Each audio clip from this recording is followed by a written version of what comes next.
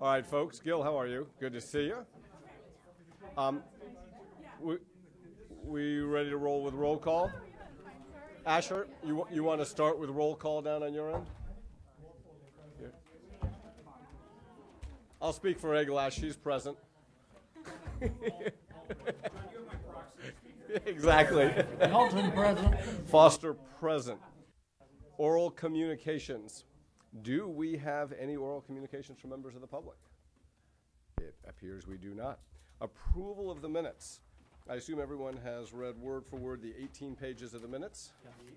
And any comments, objections, concerns? Motion? Motion to approve the minutes in their current form. Second, right? All in favor? Aye. Aye. Opposed? In fact, I have to say, staff did an incredible job of catching the sense of an awfully complex discussion. I agree. It's not often I would go to the trouble of complimenting the minutes. But they did an incredible job with a difficult and complex discussion. Okay, agenda review. Chair, sorry. may I just note Yes. for the record that I abstain from item 5. I was not present.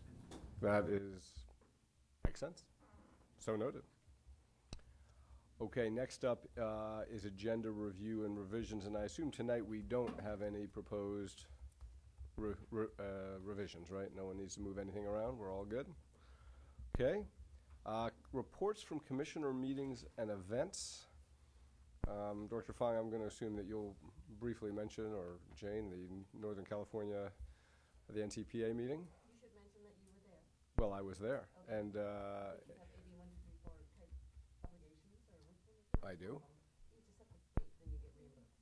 Oh, I didn't even know that. Okay, but I wasn't going to comment on that. But I did attend the NCPA meeting, and I'm not going to go into it, but it was good to see our sister and brother agencies who are NCPA members and hear from a variety of luminaries about what is happening in California. I won't go into detail. Director Fung, I think you circulated to folks the various presentations. Am I remembering correctly? Or Jane, you did? Somebody did? Okay. In any event, anything else from meetings, events that anyone needs to mention? Okay, Director of Utilities report.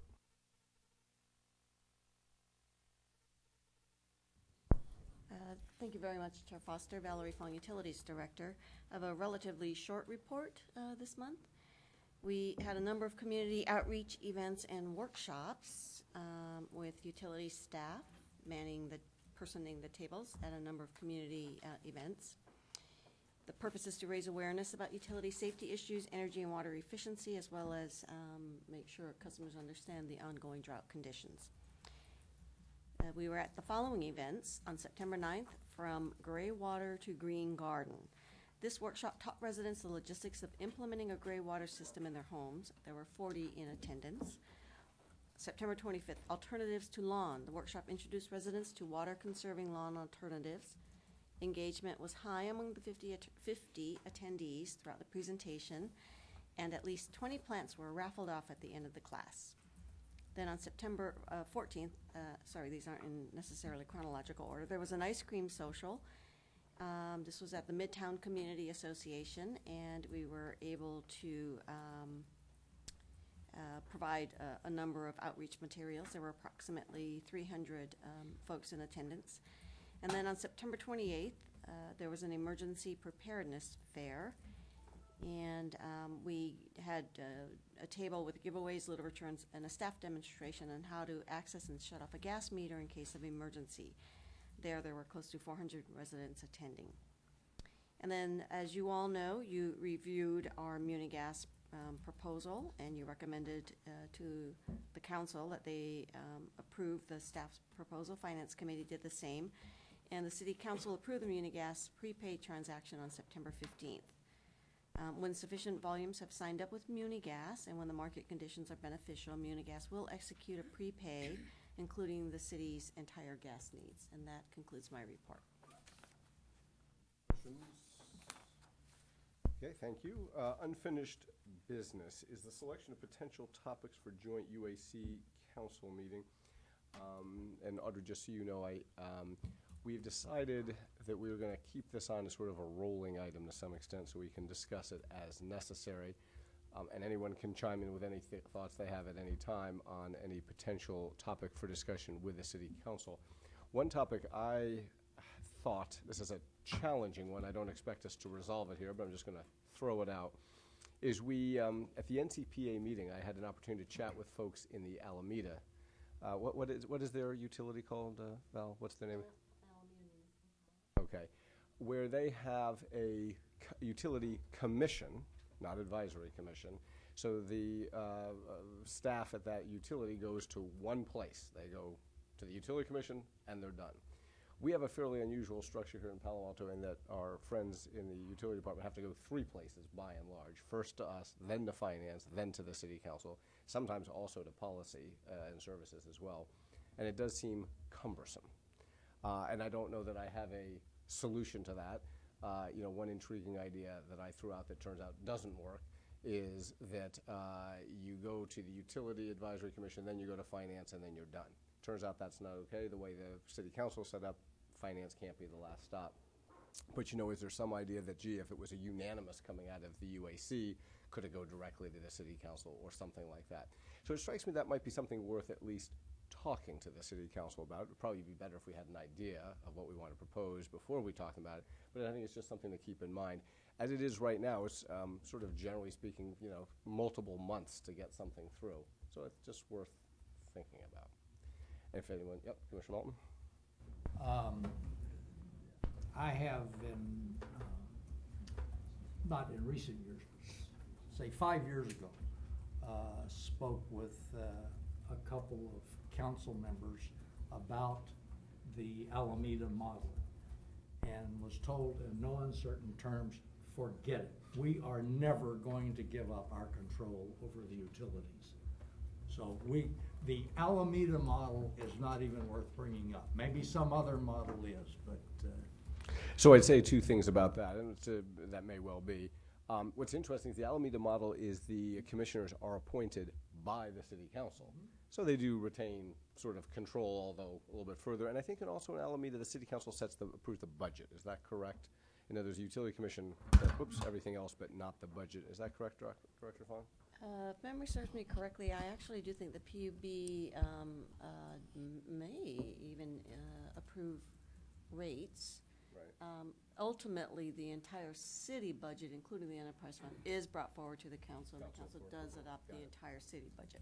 Well, I do agree, and of course, over time, the City Council changes hands and so on and so forth. But I do agree that that particular option might be a difficult one. Anyone, just something to think about. Does anyone else have either comments on that or any other topics to discuss or suggestions of things to talk about in the City Council? I think it's a great topic. Sounds good. Okay. Very good. Next up, we are fortunate to have Gil Friend here, who is going to provide a Sustainability and Climate Act plan briefing. Welcome, Gil.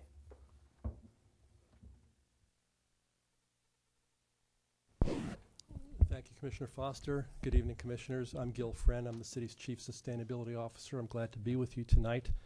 I'm here to give you an update on the Sustainability and Climate Action Plan, which we've recently begun work on.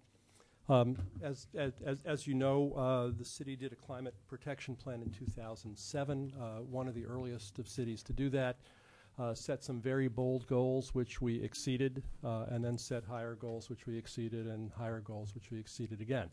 And now, with the platform that has provided for us, we're building a new plan. We're calling it a Sustainability and Climate Action Plan to sort of make the point that this is not just about counting carbon, but a broader look at the. How do we get this? I thought this was going to be preloaded. There it is. Okay, thank you.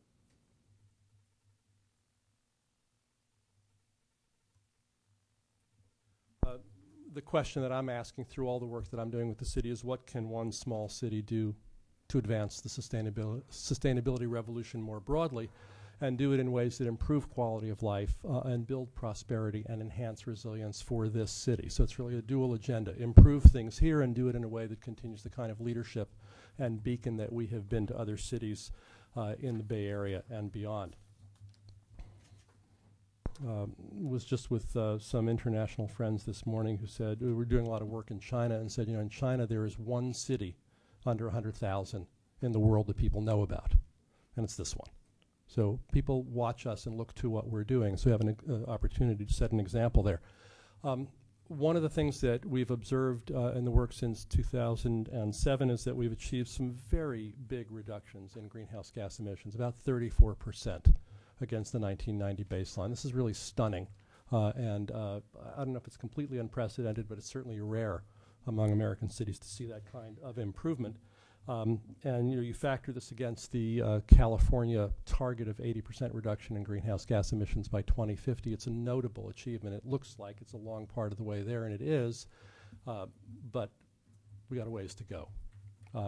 This is, whoops, sorry, we're missing, oh, no, I'm sorry, the slides are out of order. How we've done it, green electricity, thank you CPAU for making that big move last year. Carbon neutral electricity, aggressive efficiency programs, resource conservation, both in city operations and in how we serve our customers, using landfill gas, less transportation, which is not something that we necessarily can take active credit for. That seems to be a system effect in the Bay Area as vehicle miles traveled has gone down. That's the good news. The bad news is that we've done the easy part. We've got a long haul ahead of us. The bars on this graph represent 1995. 1990 at the left, then 2005, then 2012 and 13, and you can see the kick down from introducing carbon neutral electricity there. And the 2050 goal, a long way out, is a long way down. And looking at it another way, the blue line here represents our actual trajectory, or historically till now. The 2005 to 2012 are the reductions that we've done. 12 to 13 shows the significant drop from carbon neutral electricity being introduced, and then the curve resumes the prior slope of good and steady and significant improvement, but clearly nowhere near what's needed to achieve that 80% by 2050 target. So here's the challenge. This is one of the best programs in the country, one of the biggest head starts of any city, and we're a long way from there. If you look at what we have to do to get there in the next slide, this stack shows the key components of our greenhouse gas emissions in these 3 years. And one thing that's notable, well, you see disappearance of the electricity contribution by 2013. That's great. Reduction in the landfilling of recyclable materials, but the big standouts are transportation. About 60% of our footprint, and notably more than half of that is non-commute travel. A lot of the consideration of these issues focuses on commute. Non-commute is a much more challenging issue, particularly in the kind of landform and social patterns that we have in this community. And the second largest piece is natural gas. Let me just say, I think it will be easier if, in some cases, if people have a specific question on a point, that they dive right in. I mean, big picture questions we can say at the end. With respect to transportation, that's a very interesting point. So you're saying when you say non-commute, you mean driving around to the supermarket or taking things your like kids that. To school, going to the supermarket, going to the movies. Do we know what percentage for us is commute versus non-commute? We believe that it's more than half non-commute. I say we believe because transportation models are a bit arcane. And they're built on models, not measurements significantly. And one of the pieces of work, as I'll talk about in a moment, with the climate plan that we're doing now, is to try to get a better and more granular sense of what that actually is. Just to understand how we even calculate that, are we talking about people who reside in Palo Alto, or do we factor in people or any driving that occurs in Palo Alto, regardless of who's doing that? I think it's the latter. We're not completely sure. Okay, got it. So a lot of this is built off of the model that was built for the 2007 plan. There's been some update from consultants in the interim, but they were looking at some different questions. So we're trying to get a more both granular and more grounded sense of what's really there, because in order to act on it effectively, we need to know what we're acting on. Got it. Makes sense. Thank you. Yeah. The general transportation model looks at commute into the city, commute out of the city, commute through the city, and travel inside the city. So, and given our landform, given our density, given the fact that we don't lend ourselves to traditional mass transit strategies, we have an interesting challenge here of how do we bring that down. I think the main takeaway from this slide is that if we want to have a prayer of getting to the California goals of 80% by 2050, or the more aggressive goals that we are looking at in this plan, the pathway goes through transforming transportation and eliminating the greenhouse gas impacts of natural gas. We don't get significant reductions without taking those two blocks out in a significant way. These are metric tons. Yeah. Metric tons. Yes. Okay. So, and I just mentioned significant goals. So the way that we have framed the scope with our consultants is to have them look at 3 different scenarios of greenhouse gas reduction. The California 80% by 2050 goal, which is really world leading. Hang on a second on that. Okay, yeah, I don't have a slide for this. Is our low end scenario. We're also asking them to look at a 80% by 2030 target, which Fort Collins, Colorado, and a number of other cities have signed on to. And we've also asked them to look at what's being called the California moonshot. What would it take to be climate neutral within 10 years or less? So it's a tall challenge. But we're asking them to look at each of those 3 to address what would it take in terms of technology, financial investment, policy change, and behavioral change to achieve any of those. And we'll use that as the basis for a grounded conversation in the future with you, with the community, with the City Council to make some choices around those goals. In general, the goals of the plan are to have a comprehensive and robust and innovative plan that clearly explains our sustainability challenges, that ties together our many existing initiatives, and establishes a set of cohesive sustainability strategies. And the reason for the tie together and cohesive, we're doing a lot already. One of the things that my group did working with the Sustainability Board over the last couple of months is build a database of all the city's sustainability initiatives. We're not done yet, but at last count we're at about 154 initiatives across the departments of the city.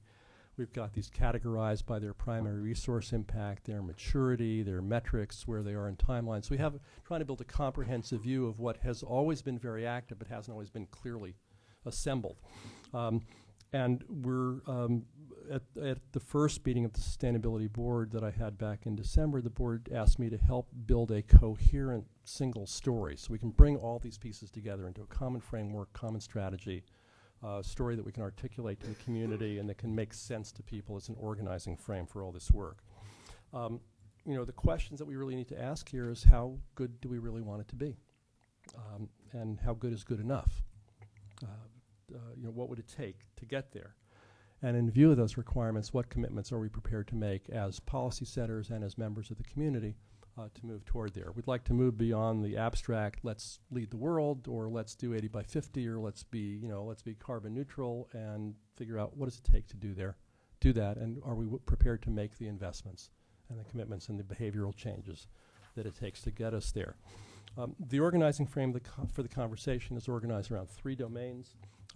Resources, or the flows of resources through the system: energy, water, materials, capital, people. The infrastructures, the things and systems that we build, and this includes everything from roadways to information systems, structures that we put into place, and the behavior, beliefs, commitments, policies, and actions. And from our perspective, these are the 3 domains in which we're going to operate. The project team, in addition to city staff, includes a prime consultant, DNVGL, with deep expertise in energy, projects led by Carl Van Orsdal, who some of you know is a former employee of the city of Palo Alto. MIG, deep experience in land use and planning, and particularly focusing with us on public outreach, also working with the planning department on some elements of their work. Nelson Nygaard on transportation, and ESA on water and adaptation and a number of other related issues. So let me just quickly walk you through the scope, and then I'd love to hear from you. And of course, along the way, as Commissioner Foster said, any questions. So this is the spectrum of the work. Scoping and inventory, which has been undertaken, and we've gotten a first deliverable from that, is looking at best practices, looking at exemplary cities around the world, looking at the programs that they've done, comparing them with our programs, and seeing where we have gaps and opportunities to adopt elements that we haven't done so far.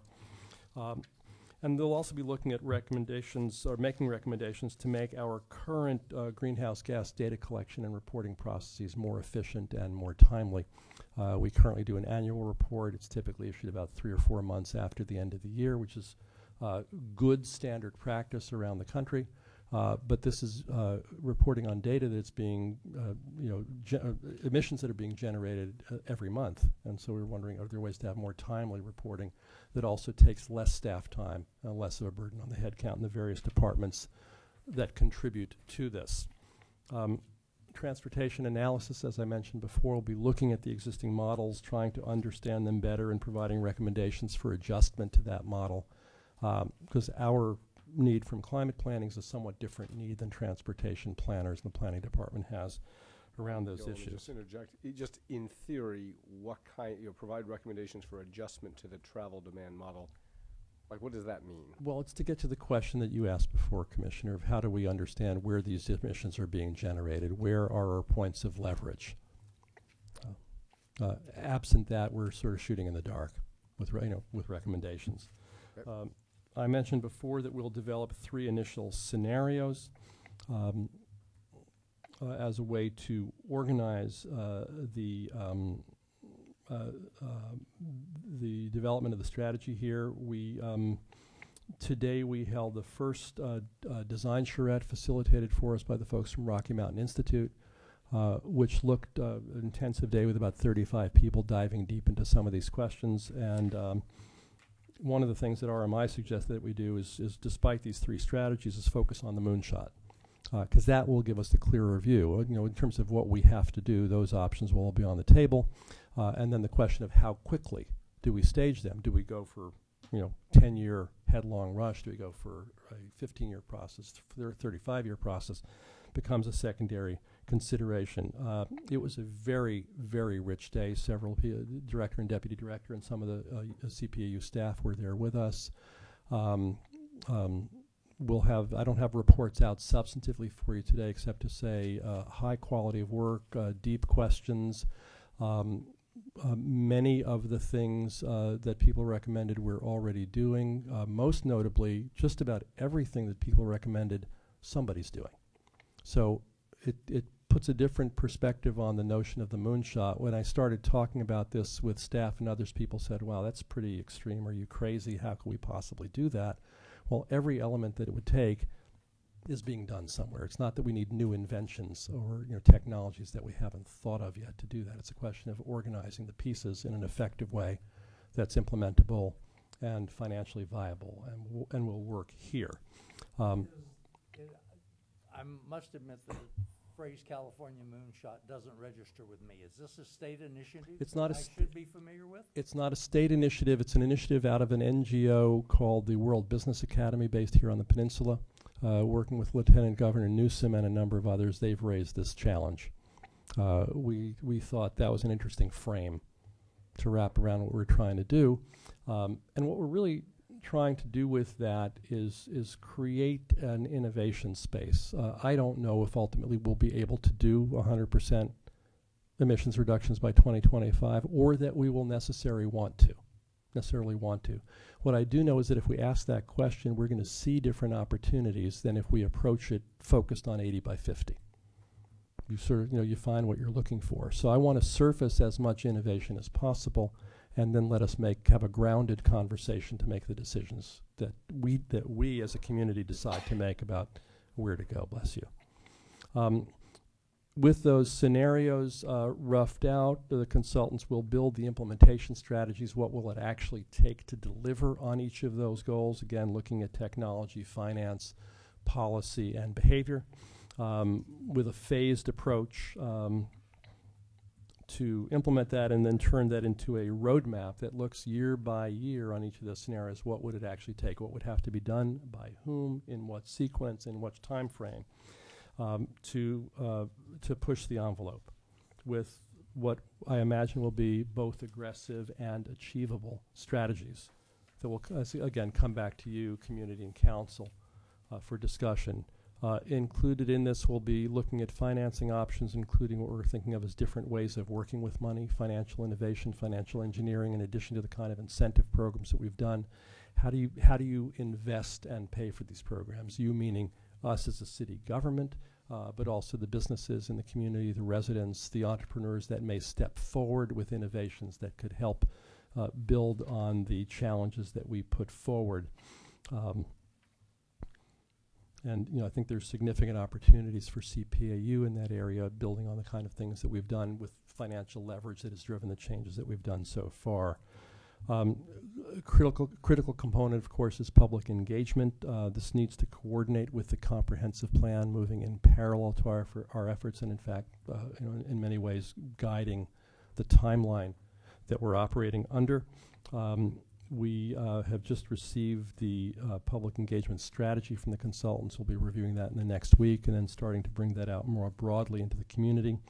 We've already appointed an advisory board to work with us, both to bring us ideas, but also to connect us more broadly with the diverse elements of the community. And there'll be an active outreach and engagement program cranking up very shortly.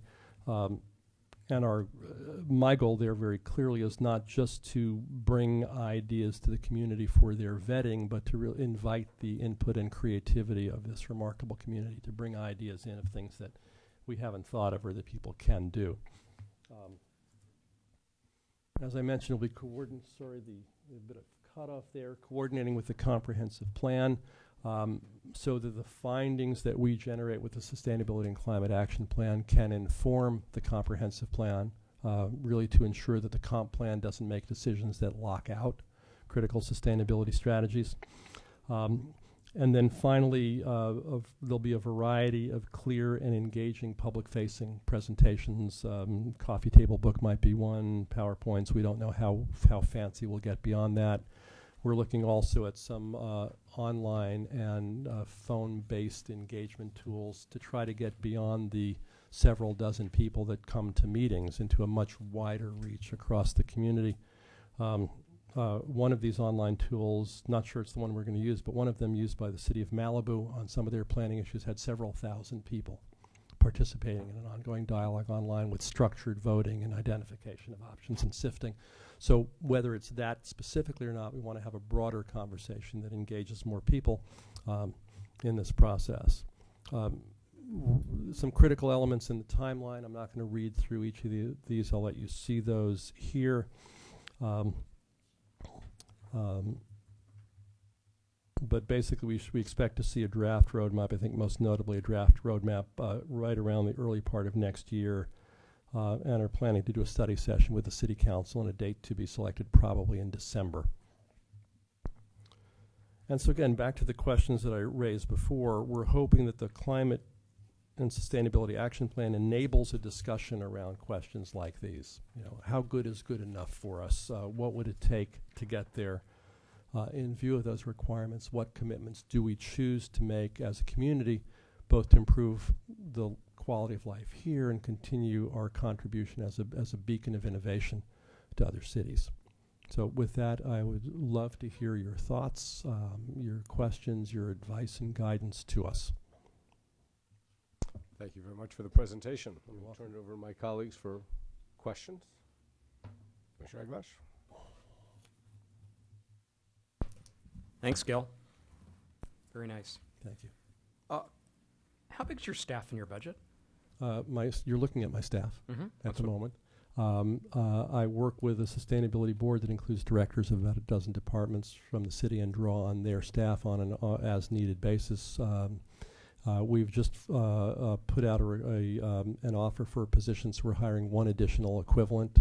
Just got the resumes in this week, and so over the next month or so we'll have one additional. And then I just started in December. Yes, so we know. Welcome. Yeah, thank you. So sort of late in the budget cycle for this year, and next year we'll have a more fully considered budget. But you also mentioned a project team. You had a chart that listed 4 organizations. Then later in your talk, you mentioned the Rocky Mountain Institute. Yes. And you have people across the city that are working with you on developing this plan and this really aggressive set of schedules. Yes. Can you give us a sense of how much money we're currently spending as a city? Well, for some of that at I this can. point? Yeah. So for the Sustainability and Climate Action Plan itself, the contract is for $221,000 and change. We have a 10% contingency in the authorization from council. DNV is working on a not-to-exceed basis on that contract. Rocky Mountain Institute was an additional $20,000 because of support from their donors. They've brought us the work that they're doing at a fraction of their traditional rates for that work. So there you have a total of about $241,000 with a possible contingency increase on that. In terms of the participation by staff from other departments, I don't have an accounting of that at this time. Great, thanks a lot. What you've presented is really impressive, and I think it makes all of us who live in the city and work in the city feel real proud of what the city is and what it can become. And thanks a lot for that. Thanks a lot for your leadership. You're in the process of becoming the face of that, and thanks for that. Well, thank you. And it's really only possible because of what's already here. Because of the character and commitment of this community, the work that CPAU and other departments have already done, that's the platform that enables us to even open this conversation. Yeah, it's always great to join a winning team, no doubt. Virtually everything that you presented tonight is about mitigation, not adaptation. And so I want to talk for a minute about what I think is a huge missing element, and I think an important one. And as you know, many of the world's leading sustainability leaders and experts over the last few years have come to focus more on climate change adaptation than climate change mitigation. I don't need to tell you that. In terms of the discussion tonight, it's really, I think, framed as the question between vision and operations. And what you talked about was the vision piece and the pride we can all continue to take in moving towards climate change neutrality and having less of a deleterious impact on the climate. I'd love to see you and your growing organization believe that part of your scope is also how do we adapt to and live with climate change. I'm no expert on that. This is for you and your staff, but I'll give you a couple of examples of what I think about when I think about Palo Alto and climate change adaptation. Of course, the first thing we all think about is rising average temperatures. That tends to not be a big deal here because our climate is sort of in a temperature sweet spot where even if it goes up a couple degrees, Palo Alto is still a pretty comfortable place to be. We might think about drought. Drought's clearly a big deal here, and there could be all kinds of things we could do to adapt to a future where droughts become more likely. Extreme weather events, maybe something worth thinking about. How do we manage extreme weather events? Rising sea levels, clearly important to operations in the city of Palo Alto over the next few decades. Saltwater intrusion into our groundwater reservoirs is something that we haven't been talking a lot about, and I think we should. I think rising sea levels could easily start to lead to saltwater incursion in groundwater, and we're living right now how important groundwater is and might be in the future. Impacts on plant life. How might insects or our urban forest change due to even small changes in temperature and precipitation?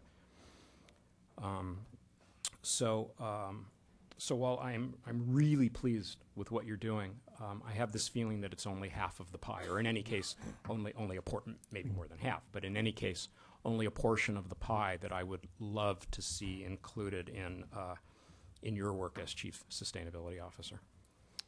Thank you for both raising it and for delineating the elements as clearly as you have. I think we would add to that also possible changes in the California hydrological patterns, long-term precipitation patterns, groundwater management. There's a number of other issues that come in here. We've started to have discussions about that. You'll note on page 9 here that it's flagged here that we're going to be addressing risk and adaptation. We're not as fleshed out on that piece yet.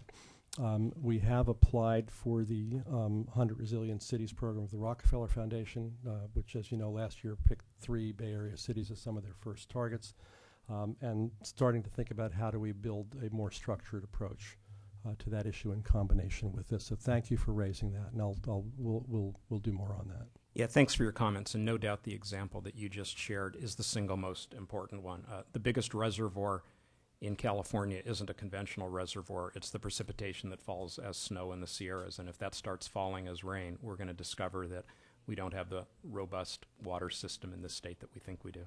Mm-hmm. Yeah.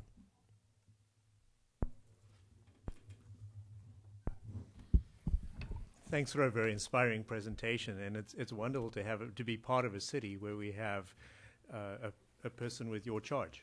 I think very few cities in California have that, if any. So certainly one of our size. And I agree with. I had a list of things too, of other dimensions of sustainability that, and darn it all, Commissioner English hit them all. So, but I think particularly sea level rise would be kind of top of the list. Having said all that, I think it's okay. It's a big enough meal for you or the team to say, look, there's a range, there's a spectrum of climate change issues that we need to be aware of and tackle one by one or maybe two by two. But for now, let's pick one. And I think greenhouse gas reductions or targets, I think, is a fine one, because I think the city's made a lot of progress in that regard, and there's clearly room to go. And I think that one of the things that I like about the community involvement is that the biggest thing that's going to happen in order to affect that in any measure is change of social behavior, people who live here. So, you have images of the fiber, as we know. One of the city's initiatives is a fiber to the premises or a fiberly well. So in that is a percentage of people that would otherwise drive to work may, with changing work patterns, be working at home. And there's a reduction right there. That's, and maybe those who would prefer in time to have meals, or not meals, or groceries and things in order to deliver to them rather than get out of their cars, there may be some efficiencies in greenhouse gas in that, particularly if the stores that are delivering those are using electric vehicles, for example. I think there's a cascading list of more relatively incremental social changes that can kind of add to the piece and bring us up. You have images, and the process that you have envisaged will draw these out and hundreds more. But you have images, potentially visions of like mini electric zip cars that are around, or that two vehicle families have one vehicle for the long commute, which would be a routine car, perhaps a hybrid, hopefully. But the second car could easily be an electric vehicle, maybe with limited range, and maybe the city could embark on subsidies for electric charges for those if the policies would take us in that direction. I'm thinking of all kinds of ways where you could encourage change in social behavior. There's a number of other things like the California Energy Commission does. It pushes the envelope in terms of efficiency requirements for new buildings, and of course the city is completely compliant with that and ahead of it. But there's more to go. I mean, 20, 30 years ago, PG&E was doing research on advanced energy efficiency homes, and that technology is expensive, but it's well proven. And so it's possible that perhaps working with ABAG and others, that all of the new developments that happen in the city would have a higher level, a higher code for efficiency than the state as a whole. I mean, these are maybe not all desirable, maybe not cost effective, but I think there's a list of things like that that should be considered. Other commissioners have at other times have If I could just respond on that, Commissioner. Yes. I think you're exactly right. The cost effectiveness is in fact far better than most people think. We have a very active green building program. Development Services Department is now in the process of revising the city's green building ordinance. As you know, California continues to ratchet up the efficiency requirements with each code cycle. We're ratcheting up and trying to stay about 15% ahead of the California requirements, which are already, really a leading standard in the country. Right. So you'll see those going forward, looking at what are the requirements for new construction, requirements for renovation, and of course continuing incentives from utilities for houses that are not necessarily planning to make changes. Yeah. So we've got big leverage there. We've equivalently in electric vehicles, we're requiring electrical vehicle infrastructure capacity to be installed in new construction. We've been recognized this year as the most EV-ready, I guess, mid-size city in Northern California, and that's something where we'll continue to make aggressive efforts. Right. And so that chain that we're on, you know, I don't want to go on because I think it interrupts the process that you're planning, which is to involve a wider community of ideas, perhaps through blogging and ways of assembling ideas. And I think the point too is I don't think nobody's going to buy an 80% a target unless they relate it somehow to what it would look like to achieve it, and whether it would be kind of economically and to their pocketbook and to their own lifestyle achievable. I think in the abstract, nobody will buy that. I mean, if it's imposed upon us, of course, one has to. But if it is a consensus or a policy decision by the City Council, it won't be achievable unless the community basically can understand what it takes to get there and likes that idea or is willing to sign off on it. So the adjustment to goal and strategies has to be achieved through this process. I think that's what you were implying. I think you're exactly right, and if I could be not technical for a moment, it's really about telling a story. You know, it's building a story of what the future might look like and having people say, I like that. You know, I want to live in that. I'm willing to make changes in my life because it's more attractive to see that future than the other futures I have a choice to. So we're going to do technical and analytical work, and we're going to do some storytelling too, because ultimately these changes don't happen, as you say, unless people really want to do them. The common perception in this society is that better environmental performance requires some kind of sacrifice. You know, hair shirt environmentalism, spend more money to get a better result down the road. And what we're seeing again and again is better economic performance, better capital utilization, better rates of return, more economical ways to get to our goals. Most people don't know that most people haven't had the experience of that. Case in point, if I could give you just one, we could spend lots of time on this. We've had conversations about zero net energy buildings, which you're very familiar with. One of my first conversations with a member of city staff about that, the response was, gee, that's impossible. You know, technically impossible to have a zero net energy building. I said, well, here's a list of 41 of them. And they said, well, great, but it's certainly too expensive. I said, well, no, here's the economics. None of these had any incremental capital cost. They said, oh, that's interesting. Well, but the developers wouldn't let you do this. And I said, yeah, the developers wouldn't let us do this if they think it will cost them money and lose them sales and profits. But if they think it will make them money, then in fact they might be very much aboard with it. So I say that not to be critical, but this is a person speaking who just didn't have experience with that relatively new body of innovation. So part of our job is to say, hey, here's some examples. Here's how they worked. Here's what their economics were. Here's where you can go and walk inside them, see what they feel like. And, you know, like I said, everything that we're talking about has already been done. And it's a question of assembling them, stacking them together, integrating them, and building them into the normal procedures of what we do. So thank you for raising that.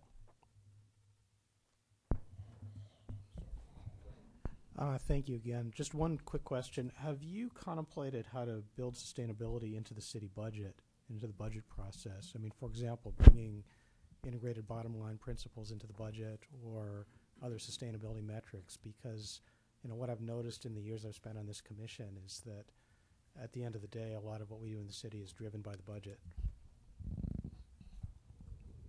Thank you, Commissioner. I'd say contemplating.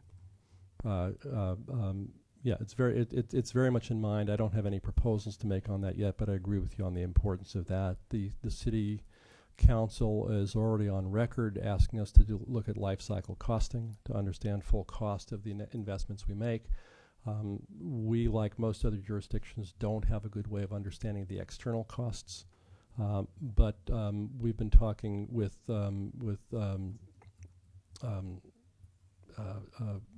Mr. Perez, our CFO, and people in purchasing, looking at how do we start to structure these things into budget process. We've done a small consulting engagement with an attorney named Carolyn Raffensperger, who worked with the city of San Francisco to build their precautionary principle program in their procurement process. She's been looking with us at the question of how do you take the rather abstract sustainability goal of meeting the needs of the present without compromising the ability of future generations to meet their needs? You've all heard that definition. So she's asking the question, well, what does that mean in terms of policy? How do you actually structure in a concern for future generations? How do you build that into the policy and budget process? So we're in early stages of that exploration. We will plan to come back, sometime in this budget year with some at least thoughts, if not recommendations, about how to build it into budget and how to build it into procurement. We have the goals there as well. We don't really have things fully baked in at every level, and we also don't know how well we're doing on some of these commitments. So that's, getting clear measures and timely reportability is another part of the puzzle there, I think.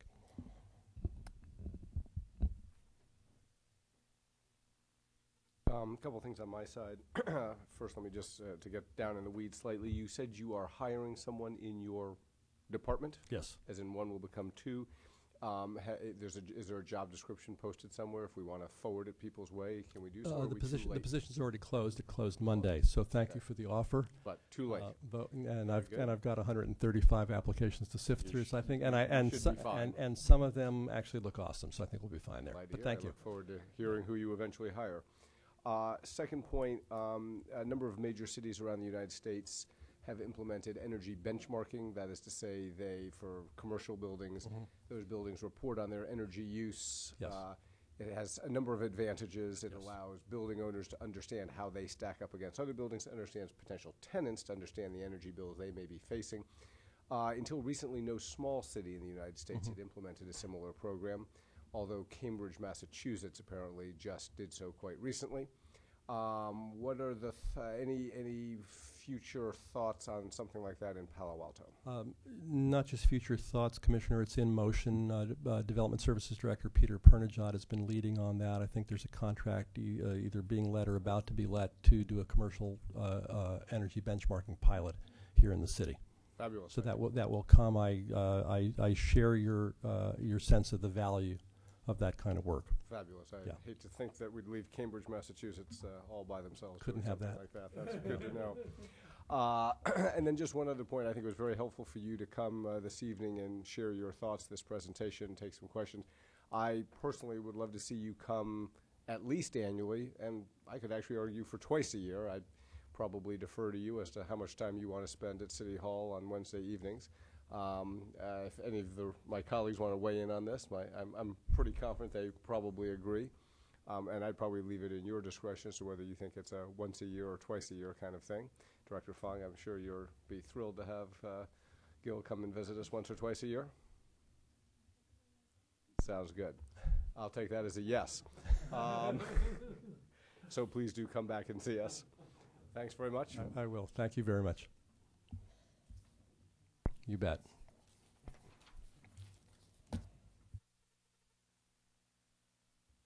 Okay, next up, before we get to next up, I just have to point out that the current time is 7:50. We're 5 minutes ahead of schedule. It is the staff recommendation with respect to cap and trade revenue for the gas utility. I just want to introduce Resource Planner Eric Keniston, who is here, but we also have other folks in the audience who have worked with him on the policy proposal we've got, including our compliance manager, Debbie Lloyd, and Eric's boss, John Abenshine, Senior Resource Planner, as well as Assistant Director Jane Ratchie.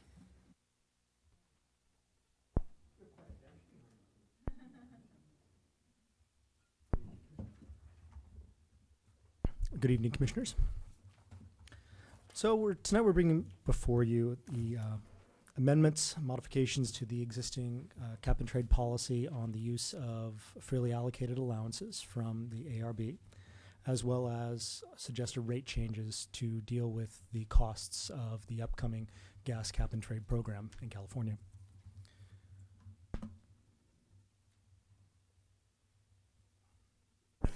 As a bit of background, CARB established the cap and trade program along with the implementation of AB 32. And ever since November of 2012, electric utilities have been required to and been subject to the cap and trade regulations.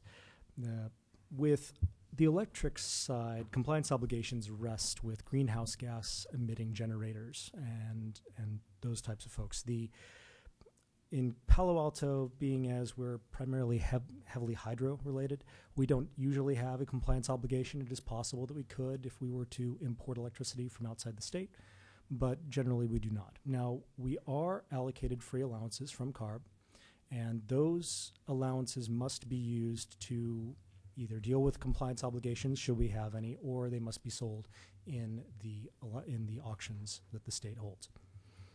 Starting in January 2015, gas utilities will be required to and subject to the CARB process, and we, in this case, compliance obligations rest with those who have the gas sales to end users, of which we will have now a new compliance obligation.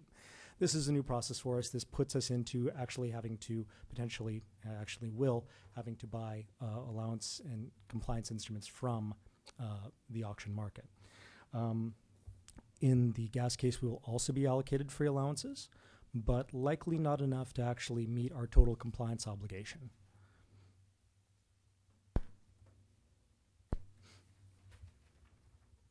For the free allowances we do get, the amount that we get will decrease over time. It runs from 2015 to 2020. It starts decreasing every year by a certain amount. Similarly, a portion of those allowances that we get must be sold at auction.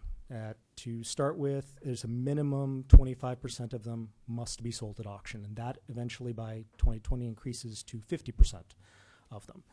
So we will have a gap as we move forward. We will have to buy more and more instruments. Now, one thing that we can do to mitigate is to bring down our gas usage, but we will likely always be in a position of having to at least buy some instruments at the auction. For the, yes. So I was confused by this as I read through it. Yes. We are required to sell, and we are also required to buy. Yes.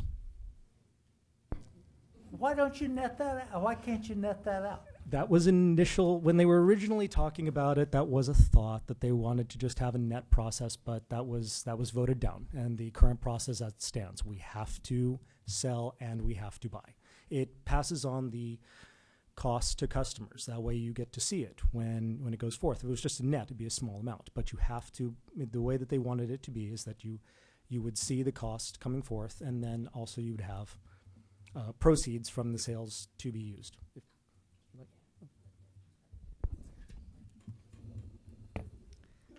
Good evening, Commissioners.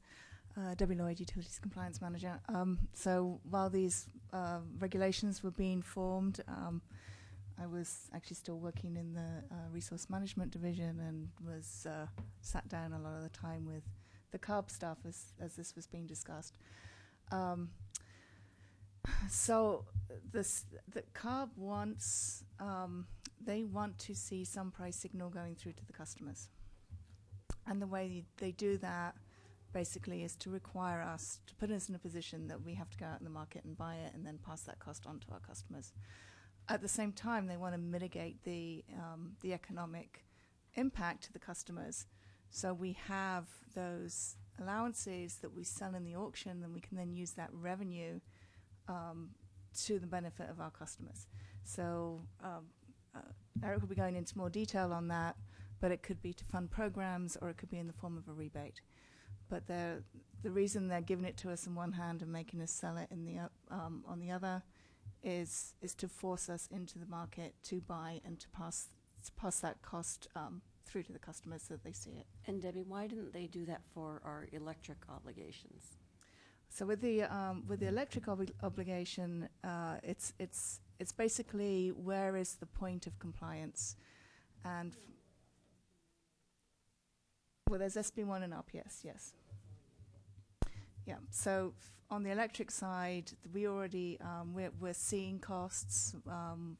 We have the solar roofs requirements. We have RPS requirements that are already pushing the costs up of electricity. So customers are already seeing that cost impact. Also, the point of compliance is on the generator.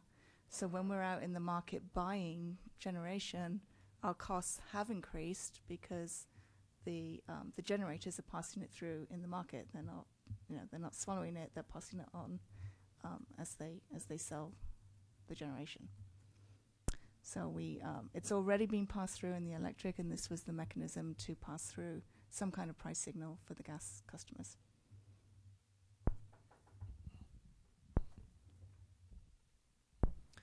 And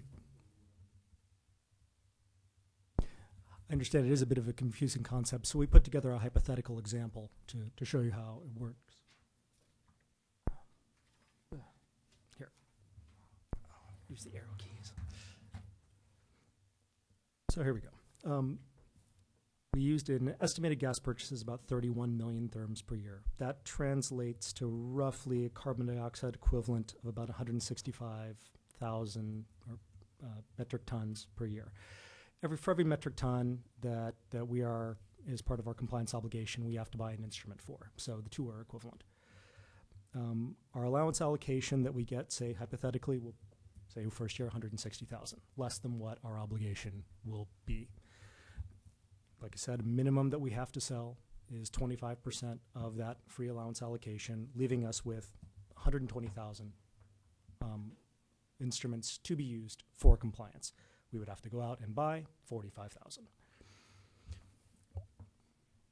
So as of today, as the markets have been running currently, the auction floor price is running at $11.34, I believe. Yes, and that is pretty much where all trades and transactions have been taking place at. So this amount, this floor price increases every year by inflation goes up, and you can see that for the estimated auction floor price next year is theoretically going to probably be in the $12 range. For the compliance obligation we'd have to buy in this example, we'd be looking at about $500,000, $550,000 worth of cost for the calendar year. That would translate to about 2 cents per therm, which based on today's gas prices is about 1.5% to 2%. That would be the initial impact that you would see on your bill. Going out in 5 years, that relative impact would, based on inflation, be up to about 5 cents. Where that'll be on your, how that will translate to your bill, impossible to tell because gas market prices fluctuate every month, and we don't know what will be at that point in time. Going down to the bottom, if we ended up in a position to where all compliance instruments got sold at the auctions and they had to open up what's called the reserve market, and we were in a position of having to go out and buy instruments at that reserve market price. There's 3 levels. The worst case scenario tier would be up there, tier 3, and that's sitting at right now, right about $60 per ton. So the relative price difference, what you would get for a rate impact there would be about 9 cents, or about a 9 to 10% rate impact if it ever got up that high. So breaking away and moving on to what we then sold, we would say the minimum amount to sell at auction would be about 40,000 instruments. At the floor price, that'd be at $12, roughly about, say, the first year's proceeds to deal with would be about $400,000 to $500,000.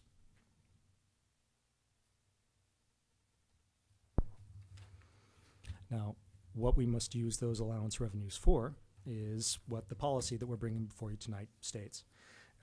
We're currently amending the existing policy, which already states what we're allowed to do with the electric allowances, with the electric proceeds. This clarifies that the allowances can be used to meet compliance obligations. And the proposal permits the following uses of auction proceeds, and say investments in energy efficiency programs, purchase or investment in cost-effective renewable biogas programs, investment in other carbon reduction activities, such as potentially system maintenance to reduce fugitive emissions, and, of course, rebates back to natural gas customers. One of the differences in the gas system as opposed to the electric side, they specifically said for the gas side that any rebates, if given back, must be allocated on a non-volumetric basis. So every resident would be considered, every gas-using resident would be considered the same.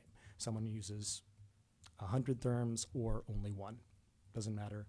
It'd be allocated back on a non-volumetric basis. There's a quick question. You go ahead.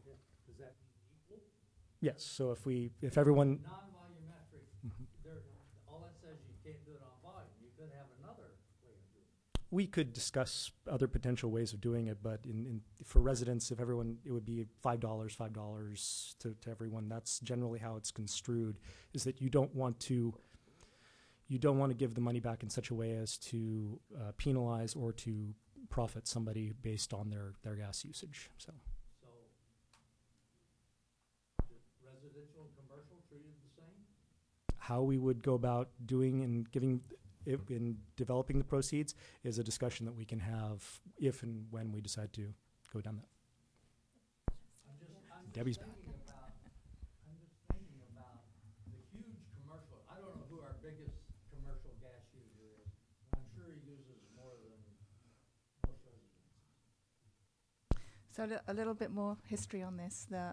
Initially, CARB staff was going to try and dictate that every residential customer, or so every class, they'd get one. You'd have your part, and you'd split it between your number, and everyone get the same amount in each class. The language of the regulation now is merely non-volumetric. So how we designed that, could be different. We could have, if we had a way to be able to differentiate our residential customers, there may be a way of having different classes within there. But given the way the billing system works, at least initially, I think it would probably be a single amount based on the class you're in. Now, the commercial masters. We have classes of customers: Mm-hmm. residential, commercial, industrial, Yes. Mm-hmm. right? And we can continue to use those classes Yes, if we choose to. there's nothing in the regulations that dictates how you would do it, just that it not be based And on not their be volumetric. on their volumetric usage. Understand. So I was kind of hoping we'd contemplate maybe the gas lottery, but anyway, Commissioner Waldfogel, you're up. I'll leave it to you to develop the details of that. Debbie, while you're up here, could you perhaps just say a word or two about the state's intent in forming these regulations? Is there intent that we reduce our overall gas use, or could you just speak to what they hope will happen based on this program?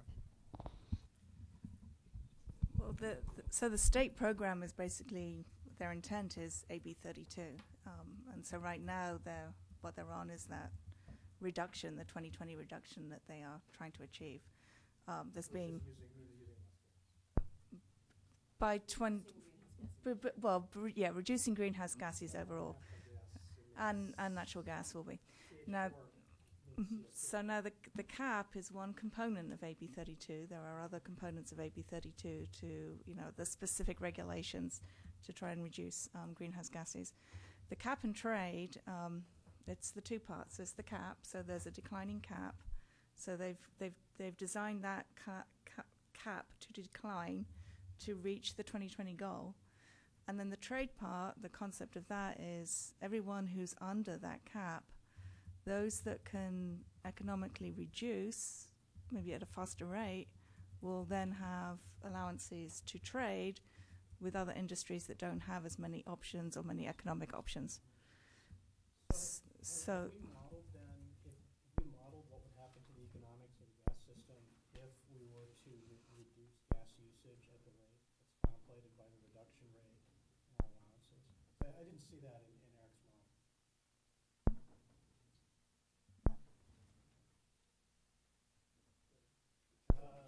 Yeah, if there's a, sorry, I wasn't trying for, if there's a, yeah, that's something we look at in our financial what's that?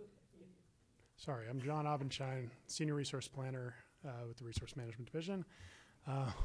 So, yeah, that's something that we look at in our financial forecasts. The overall cap reduction levels are gradual and something that we can manage with our existing financial structure.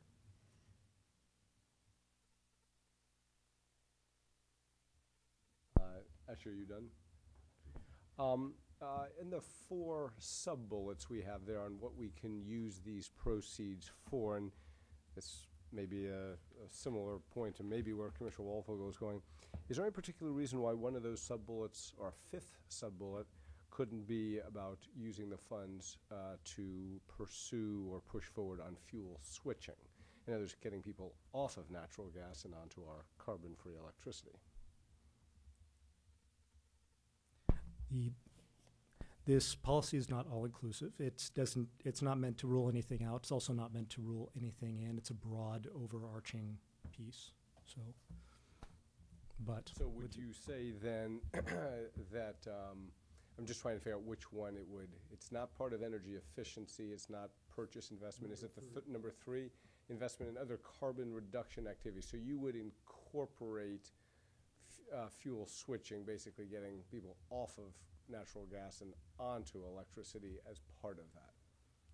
Okay? If there needs to be any discussion among staff on this. Maybe I can steal this other. Jessica Mullen, City Attorney's Office. Good evening. And so I just wanted to sort of highlight that I think Eric's initial point is correct in the sense that these are meant to be sort of broad parameters. And that third bullet, I think, investment in other carbon reduction strategies is something that is broad and could capture a wide range of activities, provided some other conditions are met and sort of fully analyzed as we move forward from a legal standpoint, I guess is what I'd want to just flag for this group. Whoops, it's a little bit louder. So I think the first thing I would just want to mention is, and I'm not sure if staff would want to jump in or weigh in on whether we've actually fully quantified the benefits, if any, of fuel switching directly for sort of gas ratepayers themselves. And so I think if I were to analyze that from a legal standpoint, that might be my first question, is what sort of record have we built with regards to that sort of important threshold question? Because the reason I think why that's a important sort of threshold question here is because this other aspect of the policy, which is that all of the allowance revenue that's allocated needs to be for the benefit of the gas ratepayers themselves. So we would need, if we ever were to pursue a specific policy associated with fuel switching, we would have to feel confident that we had a strong record that those policies, whatever specifically we're looking to do there, actually met that criteria with respect to the greenhouse gas regulation, the cap and trade regulation. So I just issued that cautionary legal note, and then on top of that, we're also talking about the use of gas revenues, and so there is, we're in a Prop 26 sort of universe, so we also have that important overlay to think about and analyze as we get more into the nitty-gritty specifics of any given program. The question being, is the fuel switching programs as specifically proposed something that we can justify as a cost of serving gas ratepayers, which essentially are now becoming electric ratepayers? So it's a little tricky to sort of get to that.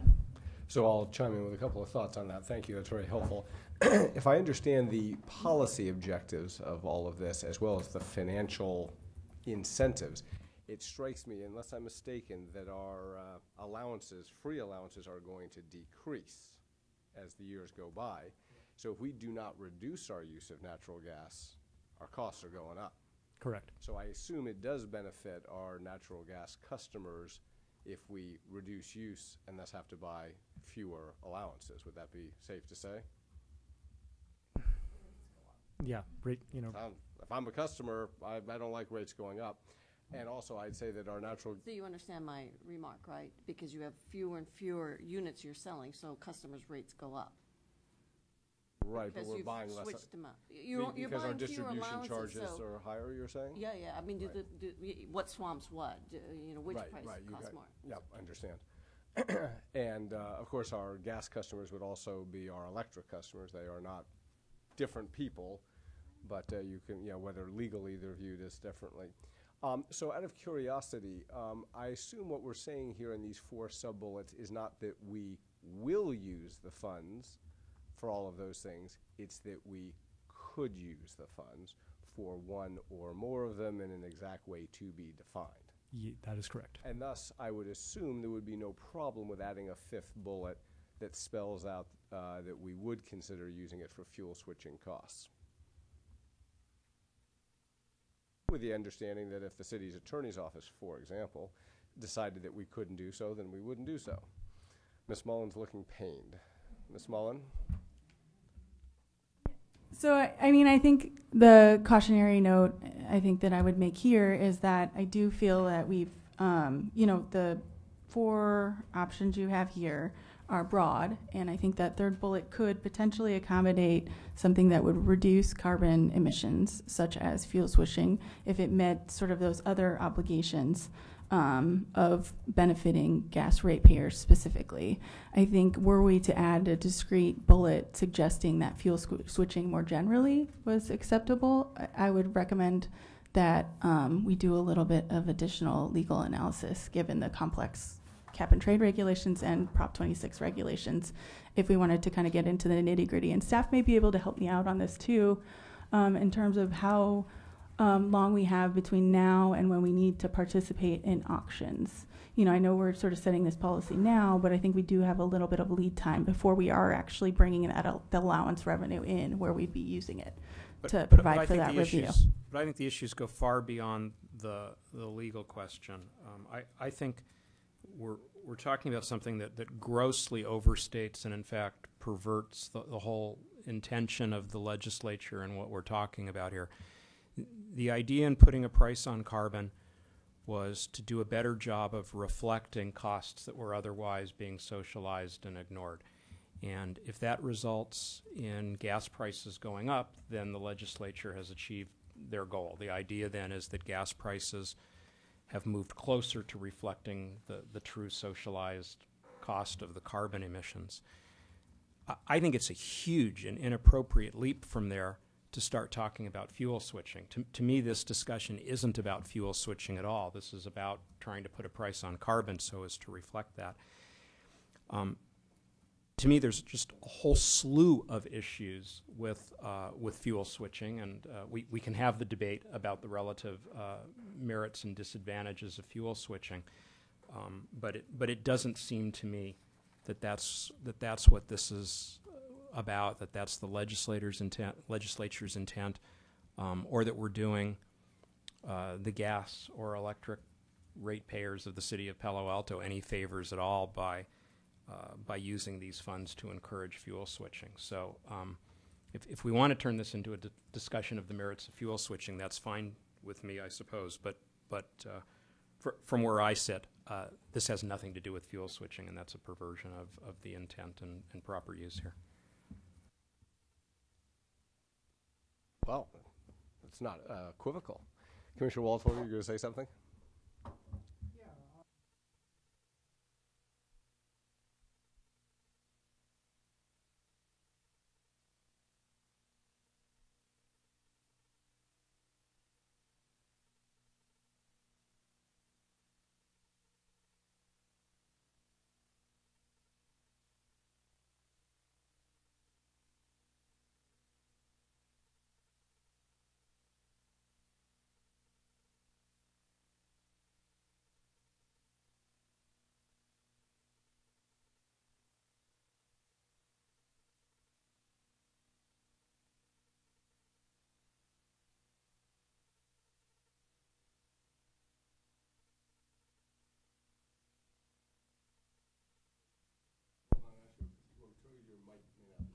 The red light is on.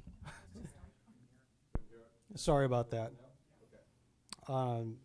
So it does seem like it's consistent, and in fact, just given the nature of natural gas, given what happens when you combust natural gas, that greenhouse gas is emitted. I can't think of very many productive ways to use natural gas without emitting greenhouse gases. I suppose you could just use it for the pressure. I guess I have trouble seeing what intent there might be other than moving away from natural gas as a fuel. So perhaps you could explain why you think that this is a perversion of the legislature's intent.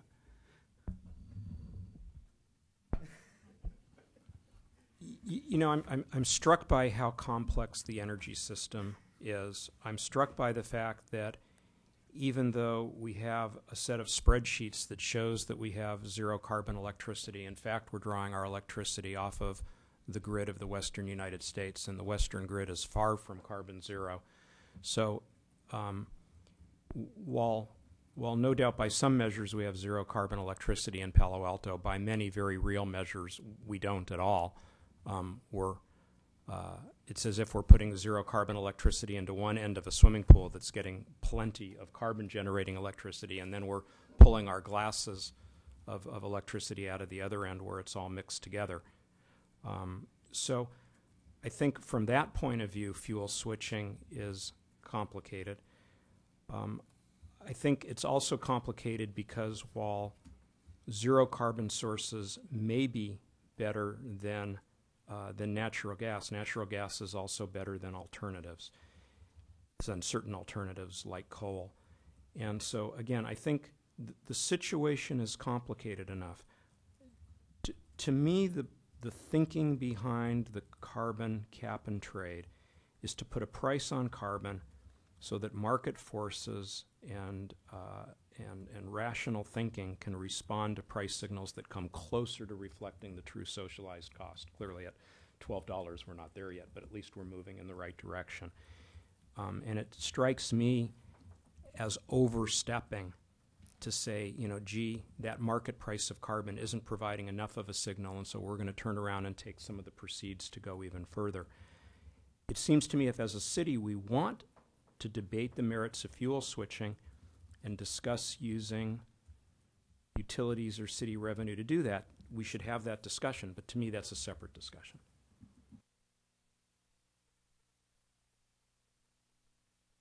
Carry on.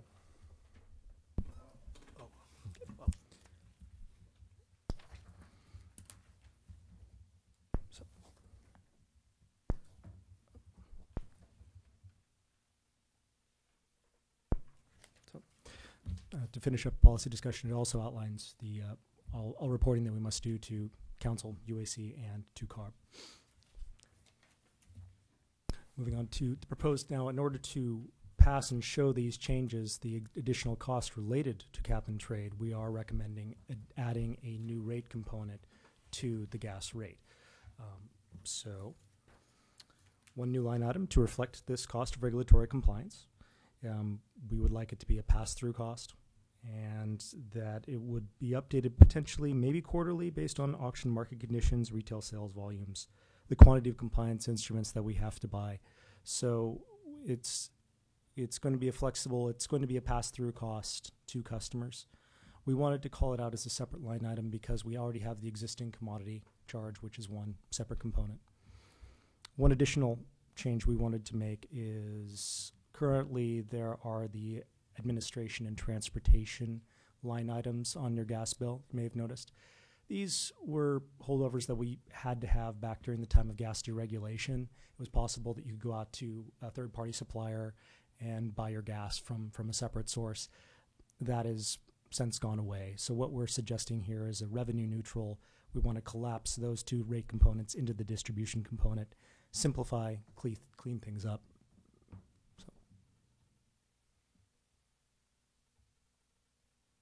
And to sum, our recommendation. I can read it if you like. So, or staff recommends that the USC recommend. Oh, okay, good. Thank you. We can skip that part, but thank you. Any questions? Okay. Audrey?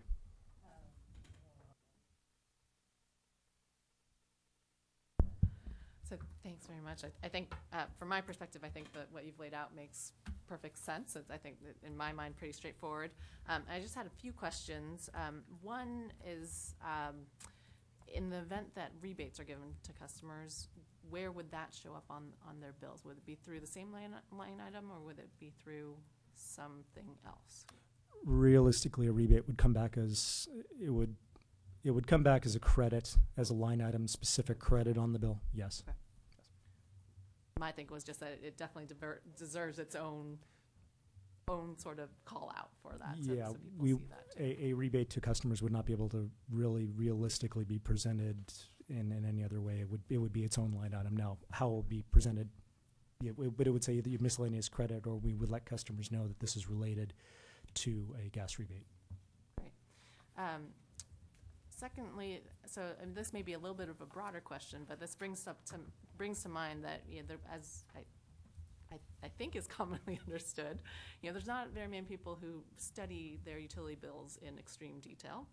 And so I'm wondering if there is, or may not understand them entirely, I wonder if there's any best practices for billing best practices and number of lines to be shown, and what's too many, what's the best way to motivate people. Once there's a cluster of lines, I think confusion may increase. So before Eric answers, can I just point out that we are actually, thank you, fairly unique in that we do one bill for 7 different utilities. Which So is when a great improvement already. So when you ask that question, it's a little bit difficult to answer because there's really no benchmark for us when you look at best practices. Anyway, I just make that point. But Eric, you or John, you may want to also respond. And if you want to contradict me, feel free. No contradictions. That is true. So I have a question. Thank you for the presentation and the slides and the material that was issued. I have a question about the recommendation, whether there is any alternative in this recommendation. Basically what it says is that the city CPAU is going to incur additional costs because of this mandated program, and in order to recover the gas costs, it proposes to increase rates or to add a rate element to all gas ratepayers. What are the alternatives? At this point, we do not have any other alternatives presented. The alternative we would have to pass through the cost in one way, shape, or fashion. It would be an additional cost to the gas utility.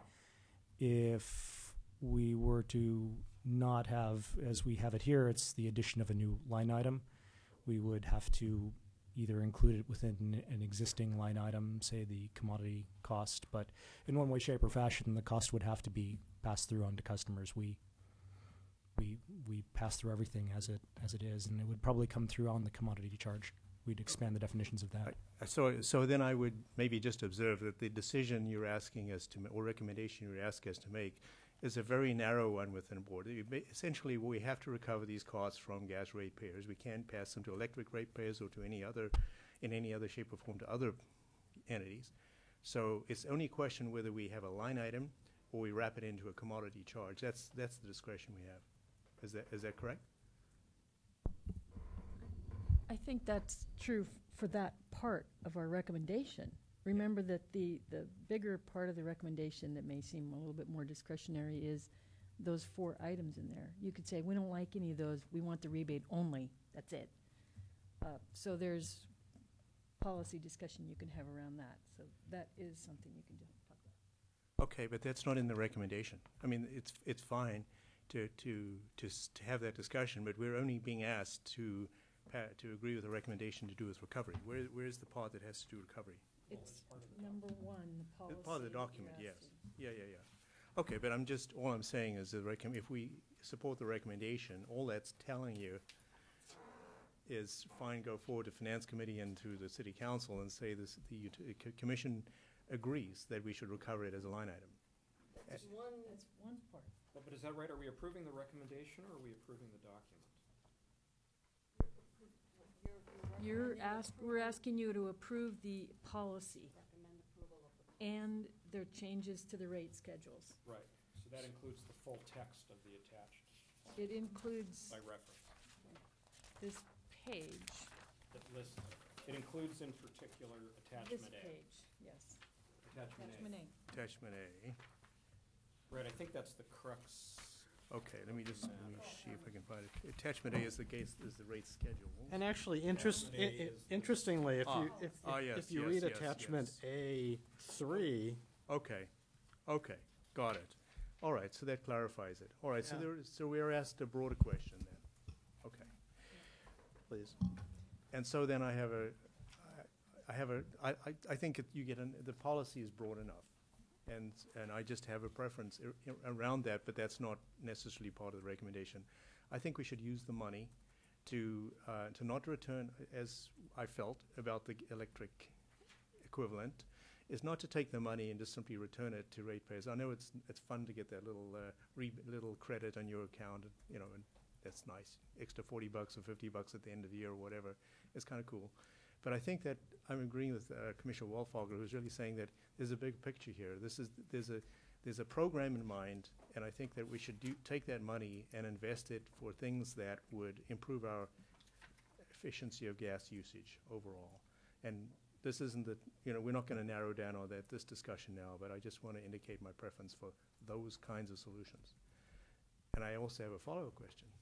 Oh, sorry, did you want to say? I was going to respond, but if you want to. Oh, no.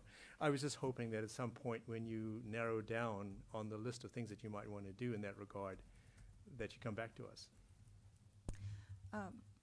So on the first part, the kind of the reason that we're coming to get a recommendation on kind of approved uses of the revenues is that the default, and if you've been listening to what's happening with the investor-owned utilities, the default is to give a climate dividend, to return it to the customers. And it really goes back to the basis of why, as a utility, we are getting these free allocation of allowances. It's not a gift to the utility. It is to mitigate the cost impact to the ratepayers. So we are what was the word you used? We are the stewards of this money, and we are required to use it in a way that it is to the sole benefit of the ratepayers on the electric side, separate and on the gas side. And we have to report annually on what we do. So staff's recommendation, both the electric and for the gas use of revenues, is to kind of expand to be able to have more use than just doing a dividend, to actually be able to use it for some programs, but to try and select programs that have broad benefit to the ratepayers. And just remembering that we have to report back to CARB annually about how we have used these revenues. Okay. But hold on, Audrey.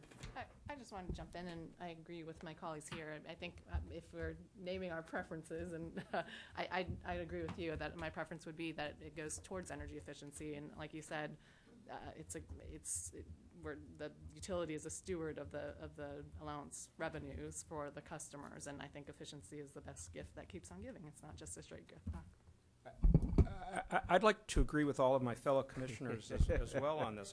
I think we're ducking the issue to approve a policy tonight that has three such incredibly broad options in terms of what you're going to do with the proceeds. We're basically saying, staff is basically saying, and the Utilities Commission is basically saying, we have no idea what you ought to use this money for, and we're not going to give you any guidance in the policy. We're going to leave it wide open. And it seems to me that we are all smart enough and have a responsibility to write a narrower policy in this regard. I mean, the policy is so broad right now that it talks about energy efficiency programs and cost-effective renewable biogas and other carbon reduction activities and rebates to the ratepayers. Perhaps staff had good reasons. You have good reasons for most things you do. So perhaps you had a good reason for leaving it this broad and open-ended, and I would love to hear your thoughts on that. But my reaction is, and my sense of many of my fellow commissioners, is that we'd like to do the hard work tonight, right now, to write a much narrower policy and recommend to Finance Committee something much narrower than that.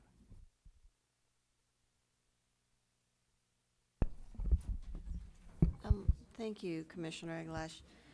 Just so you understand, we don't know how much money we're going to be getting. We don't know right now at this sitting which is the most cost-effective program. Well, we probably know biogas is not cost-effective.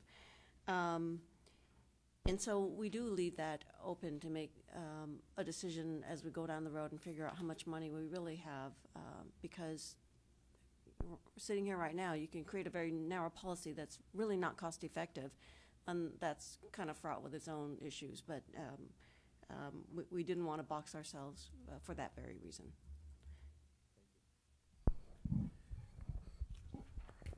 So, for a start, I think that a step in the direction Commissioner Eglash is proposing is that I'm very much in favor of striking 3D, that's rebates, as I indicated a few minutes ago.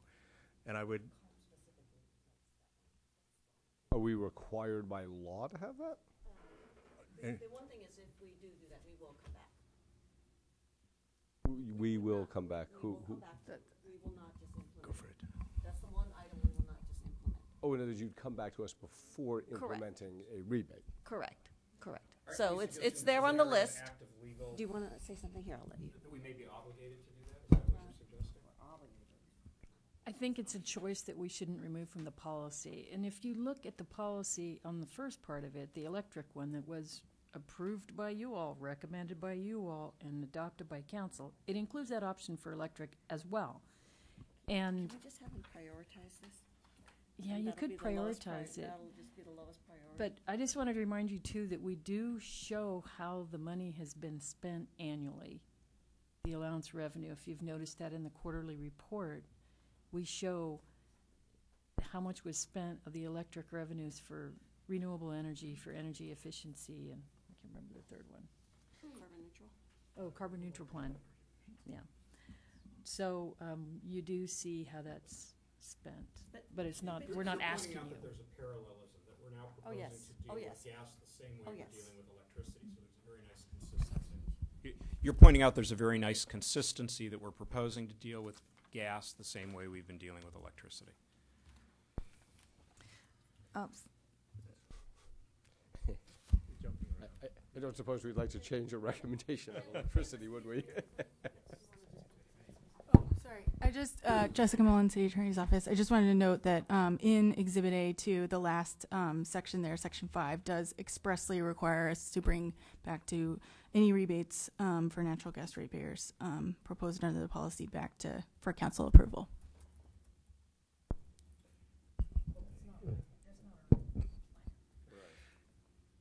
So, I don't know if we're ready for a motion.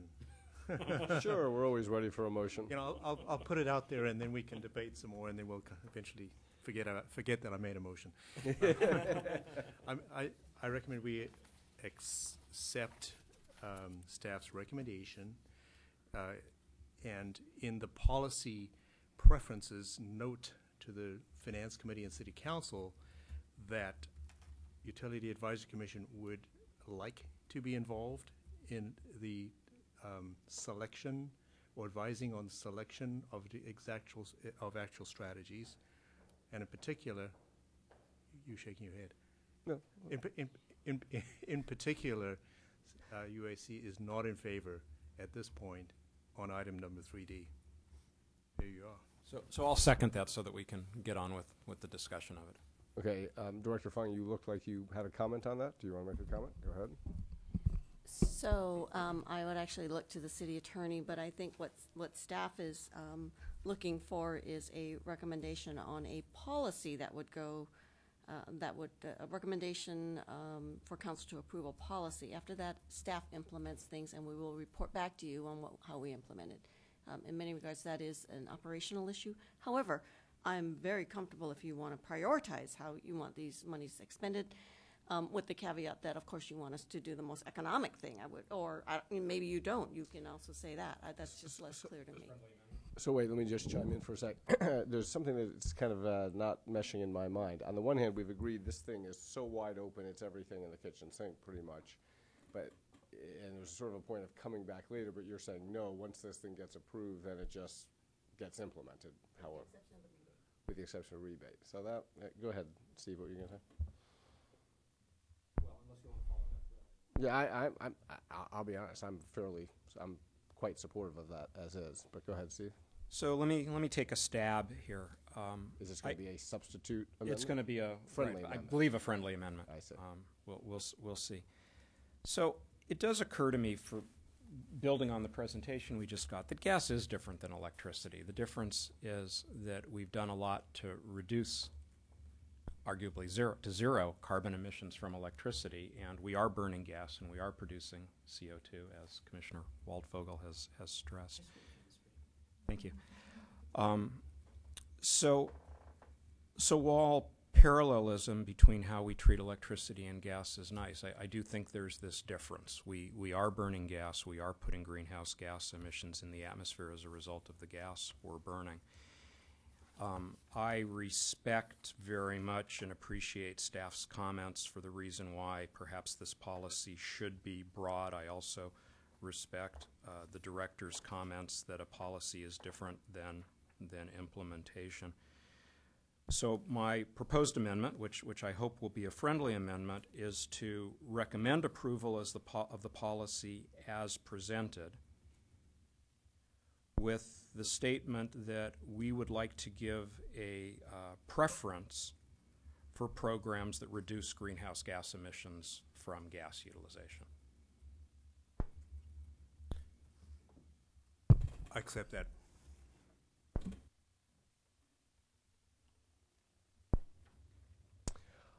Commissioner Waldfogel, is there, well, the two of us will have a conversation right now for just a moment on the issue of fuel switching. Do we want to take a stab at throwing something on fuel switching here? I think we would not get Commissioner Eglash's support on that, but we have 3 other commissioners. Or are you fine dropping Well, I'm not sure that I've heard that we've excluded fuel switching. I think fuel switching is still on the table, and what I would hope would happen is that the sustainability office in the city would have or find a voice on this topic as this moves forward, because as we saw earlier, this is the number 2 greenhouse gas element on the climate change list that's being tracked. So I think that if we follow the logic of Commissioner Eglash's proposal, that we preference greenhouse gas emitting policies, and we can somehow bring the sustainability office into the discussion, that I think we get there. The issue is if we get lawyered up, and we basically view this as a purely short-term economic matter rather than looking at it within a broader policy context. So that's the risk that we face with the proposal that you've made.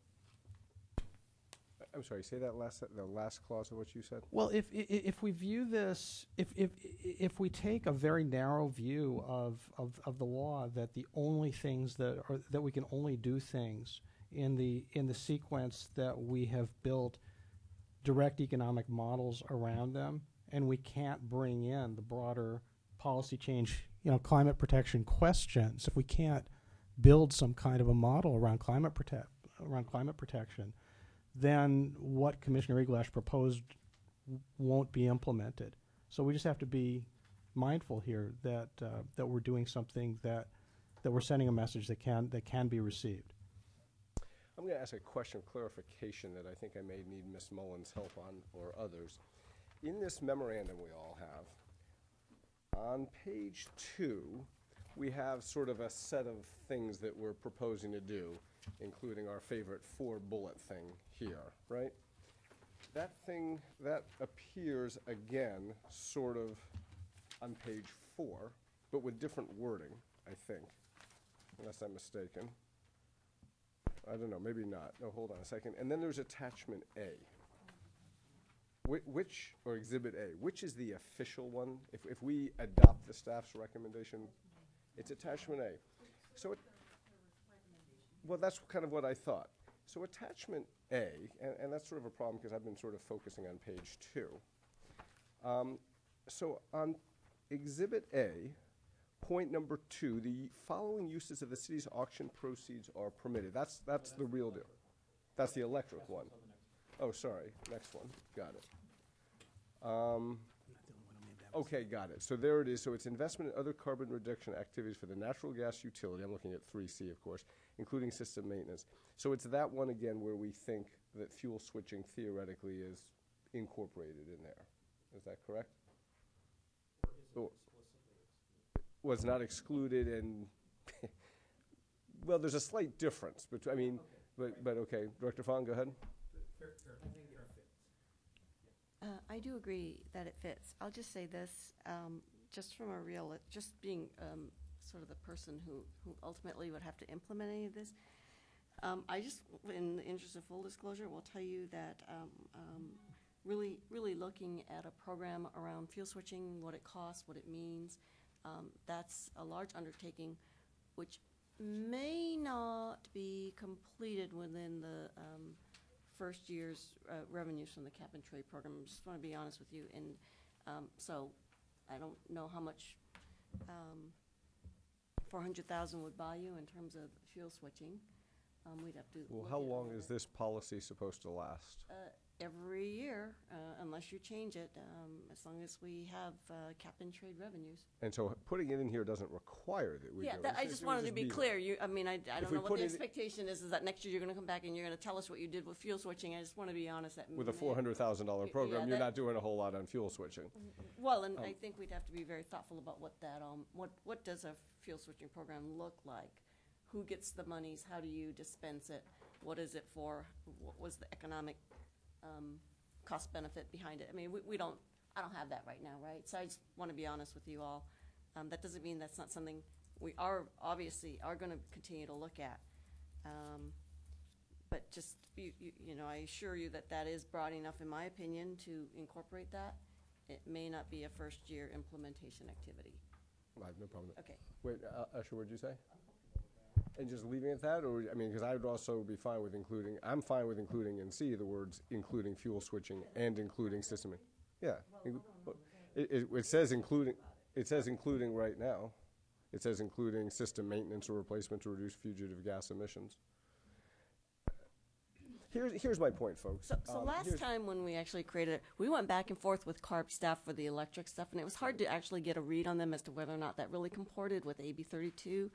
I would sort of hope we would at least have that opportunity to have that dialogue with CARB staff.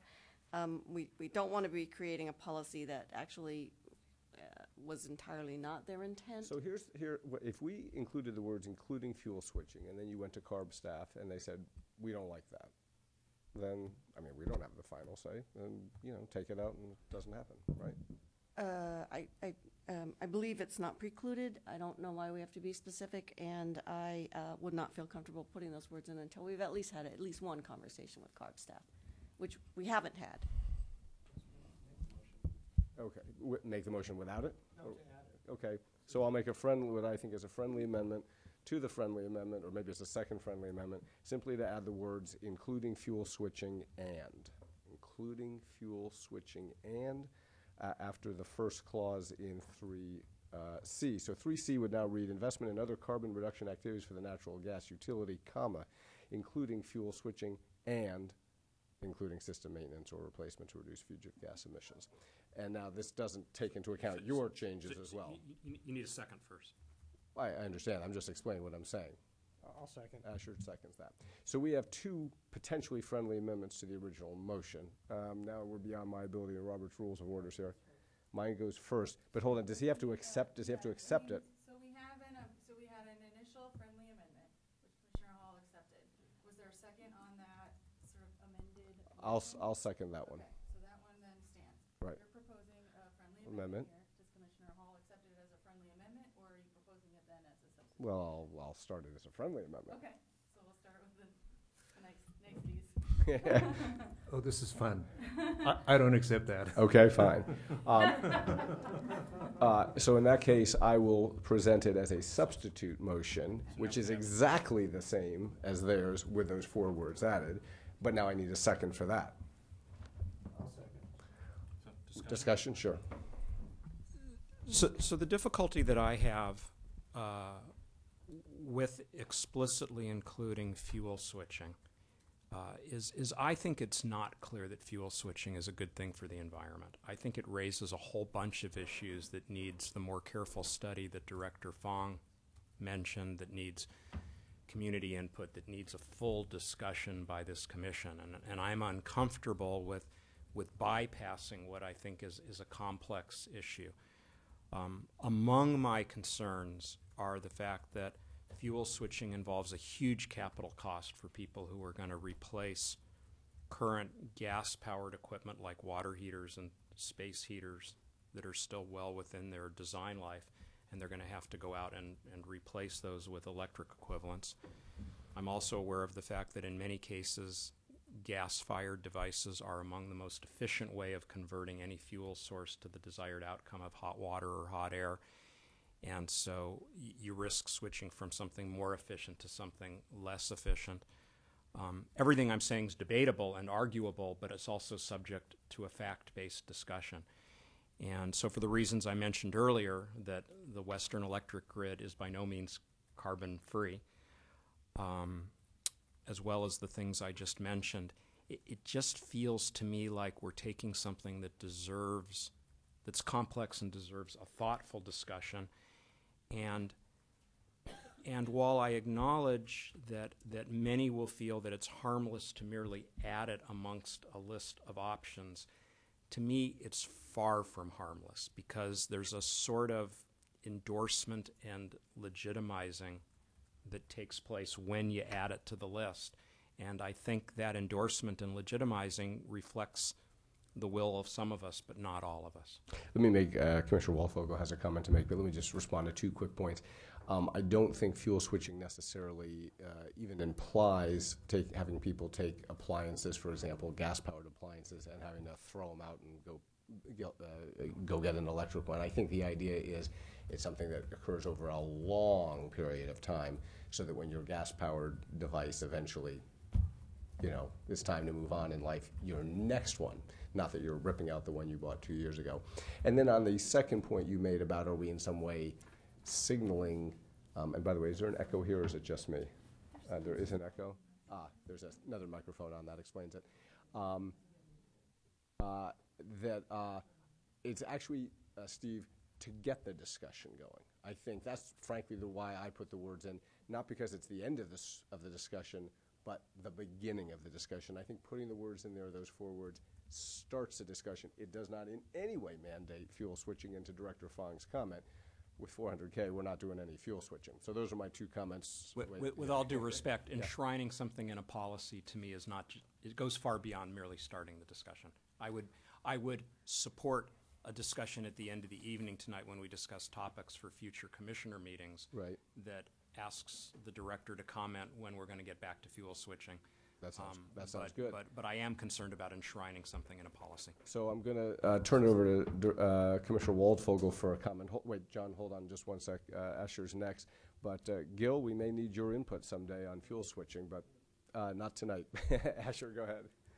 Oh, I'm sorry. Well, you really made the points that I would have raised, and I really want to reinforce that this is not to suggest that any decisions have been made, because at the same time, I don't think we've made any decisions about renewable biogas. I mean, there are a lot of things we haven't made decisions about here.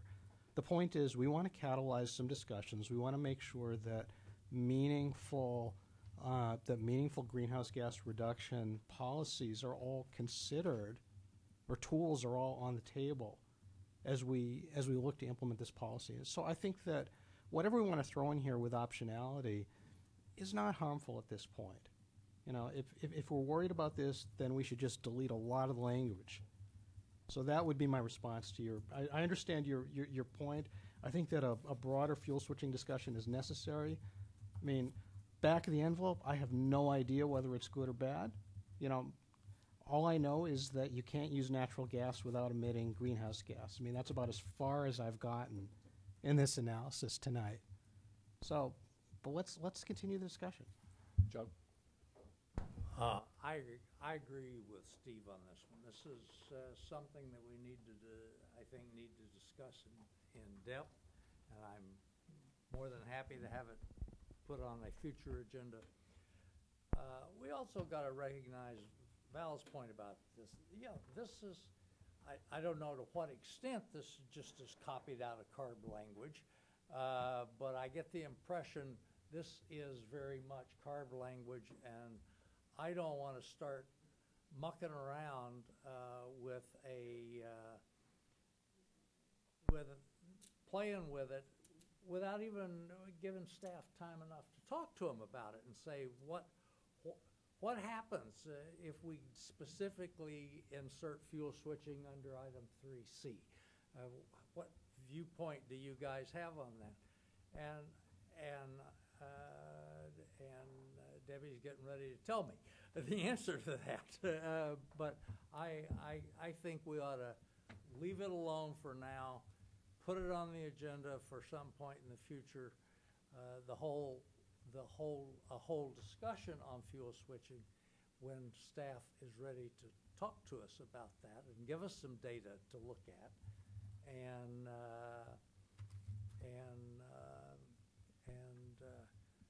you know, Eric doesn't have anything to do for the next 6 months. There's no budget for all. So anyhow, that's I'm with Steve on this one. Let's leave it alone until we really have had a chance to look at it. So I do just want to be clear that the policy, the recommendation of the uses, it's not CARB language. We've kind of had tacit approval because it's very similar to what we have on the electric utility, and we've not had any pushback on it. The actual CARB language that we are going by is auction proceeds and allowance value attained by the natural gas supplier shall be used exclusively for the benefit of retail ratepayers of each natural gas supplier, consistent with the goals of AB 32, and may not be used for the benefit of entities or persons other than such ratepayers. And any revenue has to be returned in a non-volumetric. So that's the explicit language that we have in the regulation. The kind of the default, what's happened with the investor-owned utilities, the CPUC decision, is basically everything's given back as a climate dividend. So that's the default, and we wanted to kind of broaden, you know, sorry, I'll go back. The regulation also gives our governing authority to set some perimeters, you know, within that basic understanding that's for the benefit of our ratepayers. And so by coming with these alternative uses, we're trying to broaden the use beyond just the rebate or the climate dividend. And also, again, it's just very similar to what we got for the electric utility. We've not had any pushback on that. We kind of feel comfortable that it's within the parameters of the regulation. If I could just make a quick comment, we did bring a fuel switching memo to you a while back. We will refresh it. We will bring it back to you. I mean, that was something that we had looked at before. I think we had an intern helping us with that one, a really smart intern. Anyway, we will, you know, obviously need to refresh that and bring it to you at some point. Just to add to the discussion, one of the reasons that I did not like the proposal just on the table now is that there's enough. First of all, there's not a huge amount of money, at least in the early years, for utilization for these purposes, and there's enough choices here in the list that staff has compiled that gives plenty of relatively short-term or implementable short-term options available. And yes, we'll discuss them more probably over time, but I think for now this list is good enough. I will say that I have no doubt that the list is good enough, and I have no doubt that, as Val said, that with 400,000 we're not getting into fuel switching. Again, it's my point of what you say actually almost strengthens my thinking on it, because it won't even come up for discussion. Whereas I think if it's at least written, it will at least come up for discussion. Having said that, I think we know where we are. We have a motion on the table. We have a second. This is my substitute motion that Asher second. All in favor? Aye. All opposed? No. Nay. Fails 2-4.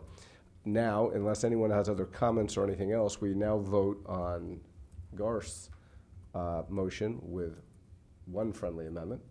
Do we need to re-say what that is? I actually have it. Okay, go for it, Val. Sorry, I have to scroll up to find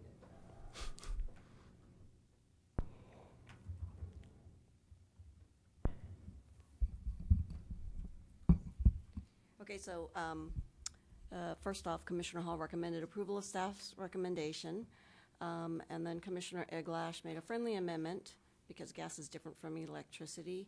His recommendation was approval of the policies presented with a statement that we would like to give a preference for programs that reduce greenhouse gas emissions from gas utilization. Foster seconded that, and Hall accepted. Okay. Any questions or wording clarifications or anything else? No? All in favor? Aye. Opposed? Nay. Unanimous? Thank you very much.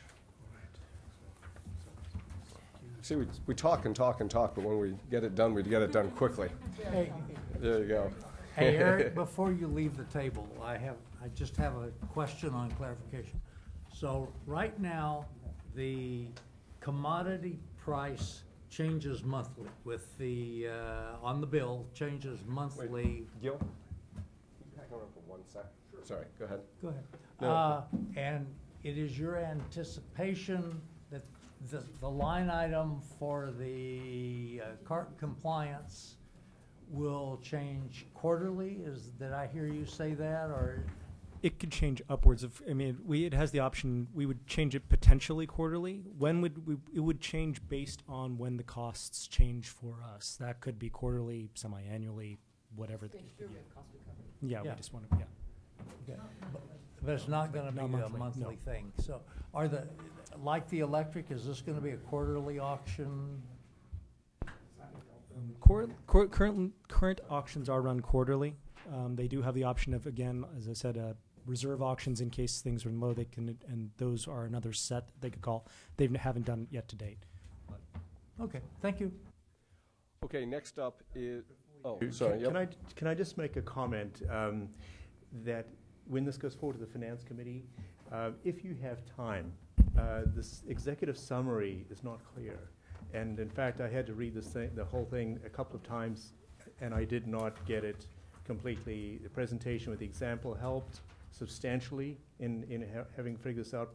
But if Finance Committee gets a presentation or the City Council without supporting documents and presentation, I think they will be somewhat blind as to what's really happening here, and will probably just only take comfort that staff and the UAC are supporting it. A little bit of work on the exec summary would, I think, be very, very, if you have the time. I realize staff is short. I say that sincerely, knowing that staff is very short in having time with many things on the plate, and I respect that. I do have time, and I will work on it. Okay, next up is selection of potential future topics for discussion at future UAC meeting, and one item we just discussed was fuel switching. And so, Gil, the reason I asked you to hang in for just a moment is if this is something that you are focused on, it might be something that when we discuss this might be tied into whenever you want to.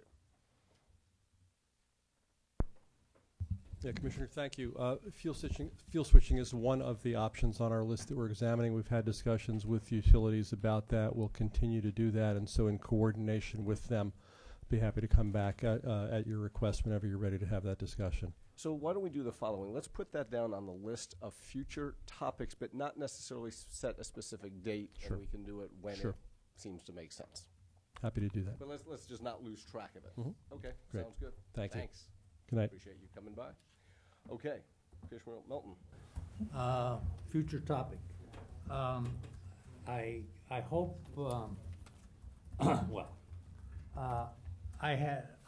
I took the time to read the report on the strategic plan. Can I just take a moment before we move off this last item of the fuel switching, just to follow our bylaws? Could I get at least 2 commissioners making that request? Oh, we need 2? I believe the bylaws do say. To add an item, we have to have 2. Okay. Looks like I got a second down there from Commissioner Waldvogel. Okay. No specific date, but when it's Yeah. Right. The strategic plan, the report on the strategic plan, I found interesting and enlightening, and a few open questions. And so I would like to add an item for future discussion, not action, a discussion item on a review of the strategic plan, but with particular emphasis on the items not yet completed. I'll echo that to get a second in.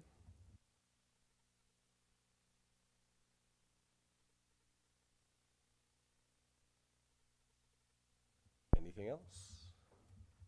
Okay, I think this, what? Yes.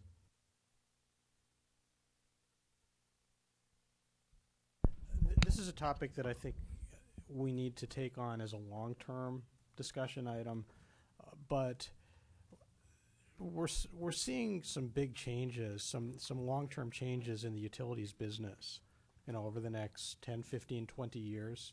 We're seeing, we may have seen peak demand for some commodities. We're seeing constant struggles over how to allocate costs between fixed and variable. We know that the success of various renewable energy programs is starting to challenge some of the business models of existing utilities. And the question is, how and when do we need to agendize a topic or a process to start discussing that? I mean, this is not something that will affect us in the next 12 months or 24 months, but it will affect us in the next 10 years. So how do we want to take that on? I just want to say that I think Commissioner Waldfogel is making a wonderful point. It's a kind of uber strategic plan, if you will.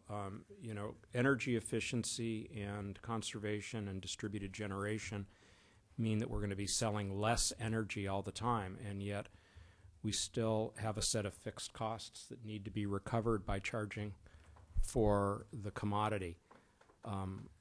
Where does that go in the limit? Does that go in a limit that people are going to have to pay more and more fixed connection charges? What about the possibility that in the future competitors feel more like Amazon and Google than they do like PG&E, and that's what utilities have to measure themselves against? If in fact at some point we deploy smart meters with two-way communications citywide, what does it mean to be operating in a world where we have real-time two-way communications with all the residents? These issues are affecting, as Commissioner Waldfogel said, these issues are affecting utilities worldwide, large and small, and there's probably no one better positioned than us with our connections to entrepreneurs and innovators and startup companies and Berkeley and Stanford to figure out when the right time to think about this is.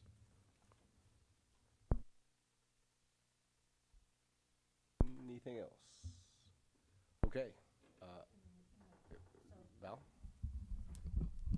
So that was a question from Vice Chair Waldfogel. Did somebody want to kind of second it, and and then we'll sort of put it on the list, and then we may even just have a topic just flat out let you all talk about it and involve staff, and we just have a conversation. Well, the other possibility is perhaps we could, we could even think of it as a charrette. Perhaps we could bring in some industry experts or some academic experts to help lead a discussion. I mean, I think there are a lot of ways we could structure this, because I think that none of us know the answers on this. That the smart thinking hasn't necessarily even emerged yet. I'd be happy to explore with the director different ways of approaching this. This is an area that I've worked on professionally. I work with many of the world's utilities that are struggling with this question.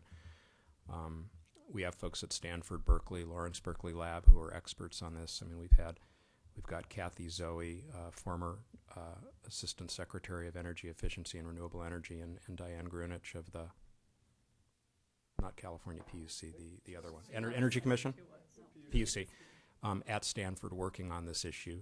So we have lots of resources if we wanted to reach outside of utilities staff for some kind of open-ended or semi-structured discussion.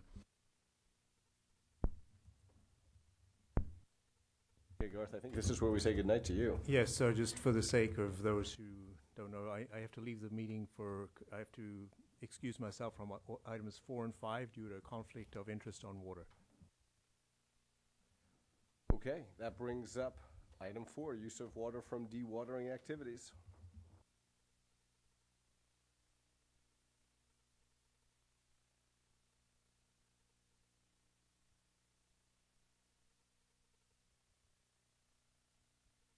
I'd like to introduce Ken Torkey, and Ken, you're going to have to tell them your title, please, from our Public Works Department.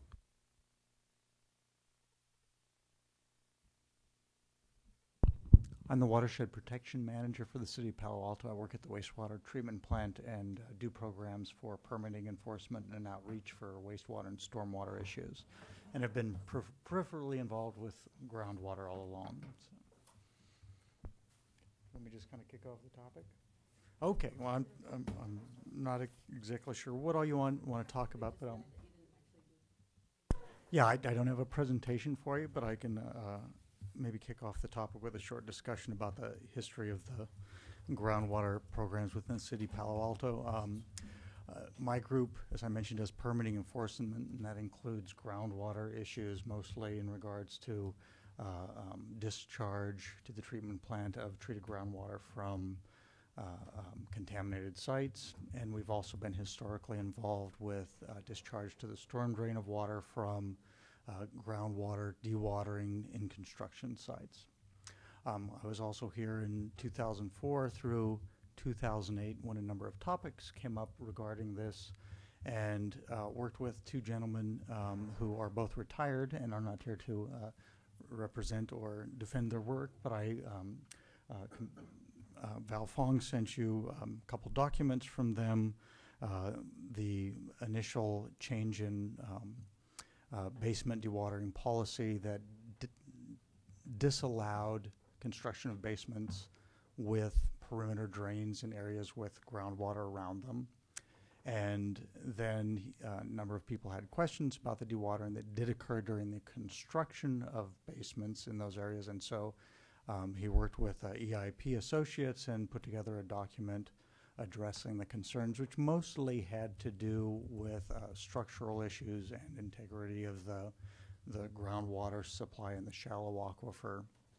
And then a few years later, in 2008, Curtis Williams, in Planning and Transportation, did a CMR and discussed with the Planning and Transportation Commission those same issues, and they, at the time, had policy questions and options for how they might want to deal with that, and if they would want to prohibit the placement of basements in areas with shallow groundwater where this would be an issue. And they chose not to do anything at that time, and my understanding is that conversation has been relatively quiet for the last half dozen years or so. And that's what I know. Sure, I'll try and answer anything you got. So I think part of what some members of the community are trying to understand is are we really thinking about groundwater as a valuable resource, not merely as a nuisance that can interfere with construction, but in a world of droughts, that's one of our freshwater resources. And how do we balance thinking about groundwater as a valuable and precious resource with dewatering, which basically treats it as a nuisance? Can you comment on that? Well, you're absolutely right. Historically, it's only been treated as a nuisance. The shallow groundwater is not used as a potable supply, and in very few or no cases is used for even irrigation. And of course, staff has realized, when we're visiting these sites and talking to them, we realize a lot of water is going down the drain, and we realize that's a waste. They're short-term projects. People have tried to use it, but that's been pretty minimal over the years. We this last year, since at this juncture, we're in a drought, which wasn't the case in 2004 through when we were talking about this last, but we've actually implemented a new policy that anyone doing dewatering in one of these areas set up a standpipe so that we could have city trucks use that water for street sweeping and irrigation of trees. And so they're doing that, but that's a pretty minimal amount, a pretty minimal fraction of that water. So we do realize it's a wasted resource, but we've not done anything to put an end to that. Can you tell us more? I mean, it feels like you're giving us part of the answer, but it feels like there ought to be more than that. It sounds like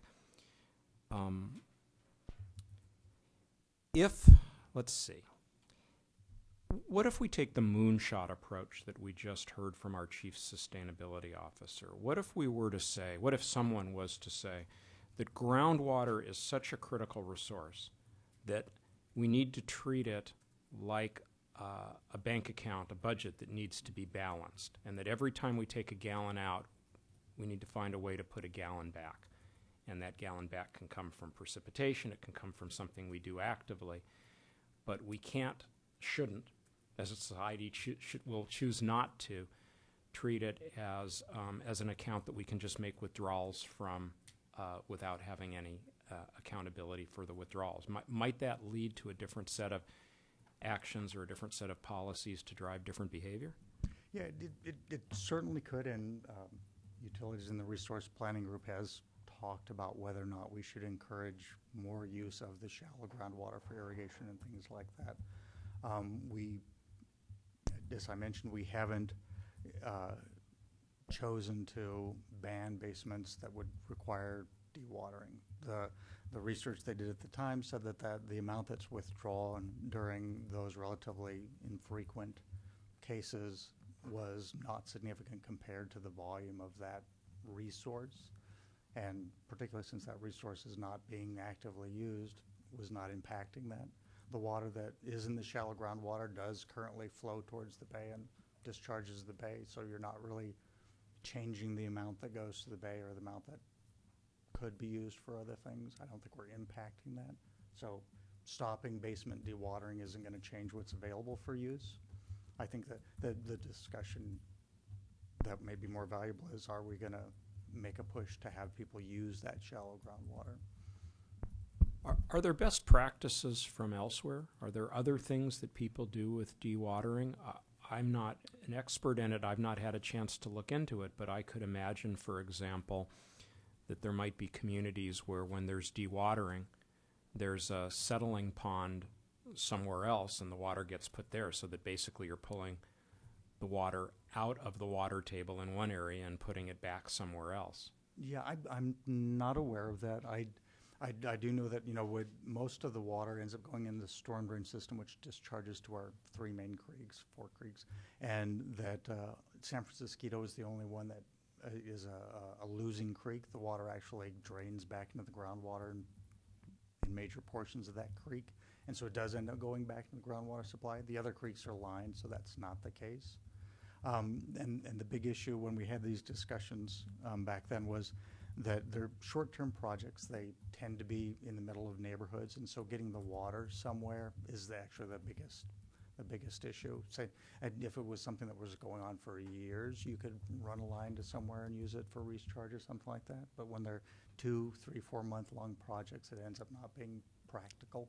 Are you also concerned about the optics of it in a time of drought when we're asking people to conserve, that people see this water running down the drain? Is there an issue there that we ought to be sensitive to?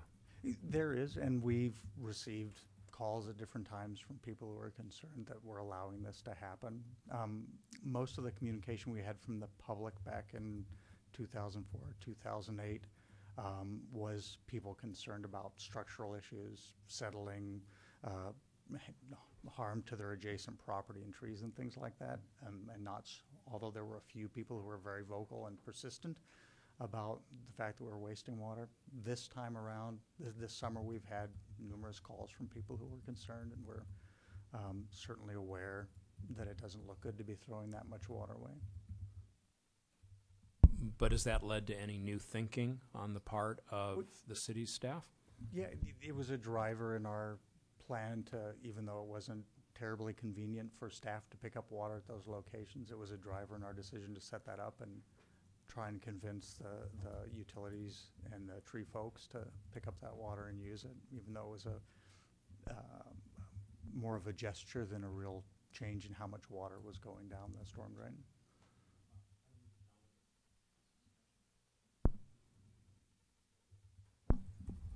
Whoops. Need to slide in here. Thank you. Thank you for coming here tonight to discuss this. Just a couple of questions related to this. When you say short term, what do you mean by that? Most of the projects are basements for single-family homes, sometimes larger structures, and they end up putting a perimeter system around that pumps the water down just during the time that they dig the hole, get the basement in, and then backfill it and get enough weight on it so it doesn't pop out of the ground when they start construction. And so it tends to be 2 to 4 months. We also prohibit the discharge during the rainy season so it doesn't impact the storm drain. So it tends to be during the summer months, 2 to 4 months.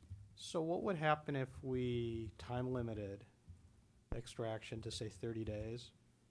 Because I've seen projects that have gone on, you know, for 2 consecutive dry seasons, you know, same project. And, you know, my back of the envelope is that if you're pumping a gallon a minute, that's 10,000 gallons a week, you know, and you can multiply it out from there. So if we're really trying to capture this notion of short term, then why don't we actually capture that in the policy so that if there are projects that might need more time, that we encourage those projects to look at other alternatives. I mean, there certainly are other, you know, I don't know if there are other technologies available. You know, certainly I know that concrete construction is done underwater. Bridges are built. Mm-hmm. You know, the Bay Bridge is finally open, but so there's certainly ways to do it. I don't know anything about the cost or cost effectiveness of those methods of construction, but has anybody ever explored that and explored those alternatives? So Public Works Engineering is the group that evaluates the geotechnical and engineering aspects of the projects. So I have not heard about people trying to well, actually I should say that, you know, we're always trying to limit the amount of time that they're in the ground and dewatering, and so they're aware that we want that part to go quickly. Whether or not Mike has a better answer than I don't know. Good evening, Mike Nafziger, Senior Engineer, Public Works Engineering. My group does the permitting and plan review and construction management on the city side of all construction within Palo Alto. And with Ken, I've dealt with the dewatering issues for a number of years, responding to complaints, et cetera. In the construction world, very little is impossible from an engineering point of view. Some things are, but usually if it needs to be done, it'll be done. But from a financial point of view, that's not very feasible in some cases.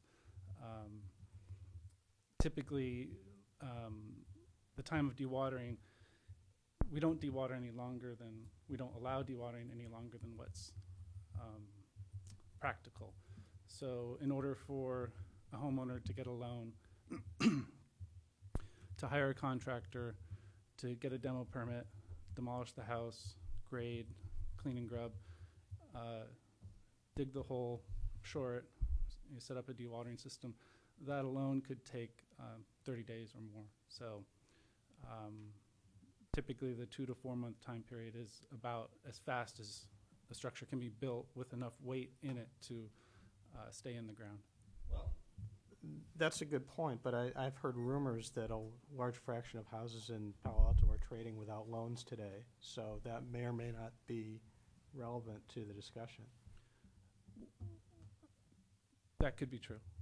I don't know the financial of all the folks submitting for permits, but there is a process to follow, and even some of the quickest contractors still take 2 to 3 months, about the fastest they can build a residential basement and stop dewatering and continue construction afterwards. And do you know if, by the way, thank you both for being here tonight. This is, I think it's extraordinary, and we're all grateful. Do you know, are there other best practices?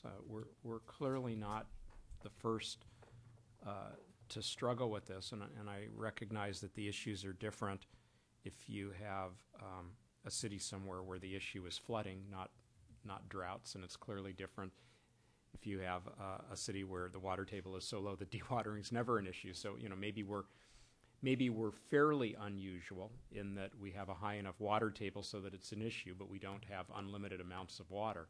But I guess I can't imagine we're the only people to struggle with this. I think actually the other way that we're unusual is that it's so expensive here that people are willing to put a basement where a basement shouldn't be. And in 2004, we started having this conversation because we started getting requests to put in basements, which historically have not been common here. And we had people who because they were limited by whether or not they could cover more lot or go up. They were willing to go down, even though it cost them a lot of money to do so. And that's kind of that was really when this all started. So I think if we were to go looking for other jurisdictions that had the same problem, we might not find a lot of them that have the same perfect storm that would cause someone to build a $2 million basement. And I'll chime in on that as well. We don't see, seeing pretty much every home that comes through the city for construction, we rarely see homes anymore that do not have basements. So from the 4 to 5 a week we get, occasionally there's a single-story home, a more modest home, but typically we rarely see any construction that doesn't have a basement, and commercial almost always does. Can I just switch the topic a little bit? I think this is all great input. Question is, do we have jurisdiction to put any, I mean, for example, do we have jurisdiction to apply the same water waste rules that we do to the water that we sell? I mean, can we put the same restrictions on pumped water that we put on any other water in the city? Simply, do we have jurisdiction to do that? I don't. I certainly wouldn't presume the council does not have jurisdiction, but what the state mandates are around potable water. Well, my understanding is that all groundwater is considered suitable or potentially suitable for municipal or domestic water supply. I think that's true if it's treated, and this is not. No, that's, I mean, this is something, I can send you the reference, but this is from the State Water Board. Again, this water that's dewatered is not in potable form. Well, I think the confusion here is that it's either a useful resource, in which case we should treat it as a valuable resource. If it's not a valuable resource, then we should just tell the community, hey, it's open season on shallow groundwater. You know, you want to irrigate your lawn with it, go at it. You know, anything you want to do is fine. But I think that taking this middle ground, that it's not really a valuable resource unless you want to do something with it. Well, what do you mean that's true? Right. It may not be potable, and so it may not actually fall within our jurisdiction. But what we do know is that the water has the potential to be used to reduce consumption of potable water, of water from the SFPUC, the same way recycled water does. And so by the same logic that we now have purple piping systems mandatory in all new commercial construction, so that we're no longer in commercial construction flushing our toilets and watering our lawns with water good enough to drink. This water has the potential to have a similar benefit, and we're choosing not to explore that benefit because because we never have, and because we think it's expensive and we think it's not worth doing. We've made a set of value judgments, and I guess I just wonder if there's some time and opportunity to revisit those assumptions and ask if going forward there might be other systems possible. And in a world where a basement costs $2 million, maybe another $200,000 for some kind of system, is not an unreasonable ask. Well, who knows? Who knows? I mean, are you an expert on cofferdams?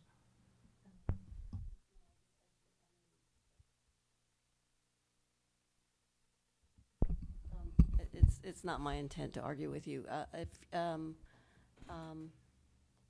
actually do think Public Works are the experts on both recycled water and groundwater. Really, we have no treatment facilities here for groundwater. They would have to be built. We would have to train our staff. We would have to get the staff certified. There are a lot of steps to this. This isn't a trivial question, and it is a fair amount of planning work and then implementation work, and I don't think $200,000 is going to get us to a system where we actually have treated groundwater that is reused? I- Oh, sorry, I Yeah. misunderstood. I think that's, well, first of all, I agree with you, but I don't think that's where we're going. Yeah, in my view, we're not trying to take the first layer of groundwater, which the aquifers that are potable water are way underground. So it's not what we're talking about. We're talking about this shallow aquifer that we happen to live on. I had a neighbor when I moved into my neighborhood. He had a well, and he was down 12 feet, and he was getting enough water to water his lawn, and that's what he did with it. And so I think the right way to view this is to view the shallow aquifer as recycled water. Now, we invest in cleaning up, and we out at the treatment plant, we make recycled water, and Mountain View pipes it down to, and one of these days, Palo Alto is going to figure out how to use recycled water over a broader area than we already do in Greer Park and the golf course and the other places we already use recycled water. But so should we be willing to invest in figuring out how to use this shallow aquifer water from dewatering that comes as a result of dewatering, just the same way that we, as another source of reclaimed water? Yeah, just for clarification on the dewatering process, we identify construction sites, building permits, homes, or commercial facilities that are going to be under construction. Number one. Number two, that they may encounter groundwater if they have an excavation taking place, that they may encounter groundwater. And then number three, we test the water to see if it's good, and then we have the opportunity to now potentially use it for the time that they do the pumping. We don't encourage people putting in a well and pumping the water without. This is water that would normally go down to the storm drain. We're just finding a use for that water, and then for a limited time, and then it gets turned off. We don't allow the perimeter drainage system behind underground structures, which used to pump water all the time. We no longer allow that. So this is a temporary use of that water. As Ken mentioned, it's random around the city depending on what building permit gets issued and what construction activity takes place. We don't know where that's going to be, so it would be nearly impossible to develop a piping system to transport that water in any other place. We have used the city's water truck for watering trees. We've had nonprofits come by and fill up their tanks with water to use that water and distribute it around the places that they need to water. So we're making efforts in those areas to try to use the water around the city. That's about as best as we can do at this point, and try to exploit those sites that do need to pump. What would happen, what do we think would happen to basement construction if we just priced dewatering, if we just metered it and priced it the same as other recycled water? There is a special permit issued for dewatering. It's a street work permit designed on a case-by-case basis. There is a charge, although fairly minimal. We do charge for that on a month-to-month basis to allow that system to be constructed.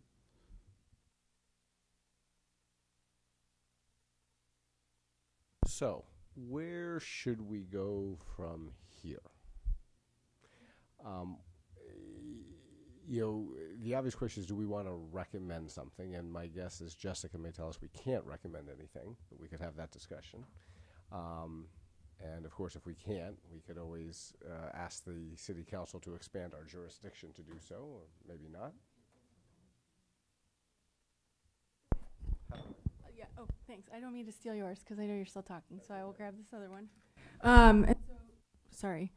2 points to make, I think, on that particular issue. So for purposes of tonight's discussion, this is just a discussion item. So there's no action associated with it. So in order to make a recommendation tonight, there's a Brown Act issue associated with that.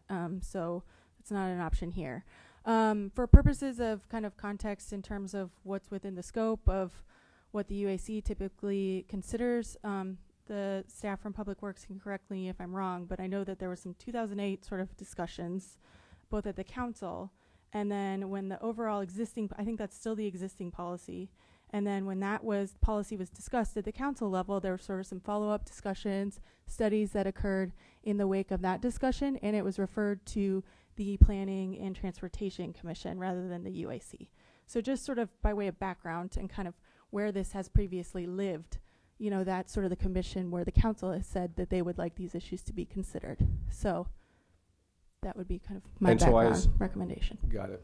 And so I can assume that this is, since this is any recommendation to the city council on this issue would be outside the UAC jurisdiction, then there's no problem with any number of the UAC members, including all 7, at least in theory, getting together, discussing it, and making a recommendation, not as the UAC, but as 7 people or some subset of 7 people making a recommendation as Palo Alto citizens, and by definition there'd be no Brown Act violation because it's not in the UAC jurisdiction, right?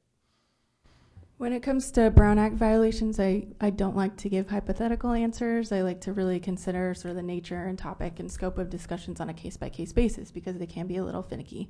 But with issues that are not specifically covered by the UAC, things that are covered by the Planning and Transportation Commission, things that stay with the council or reserved to their judgment, UAC members are of course, always free to lobby council members, talk to the UAC liaison about whether this is something that they have an interest in getting UAC input on or not.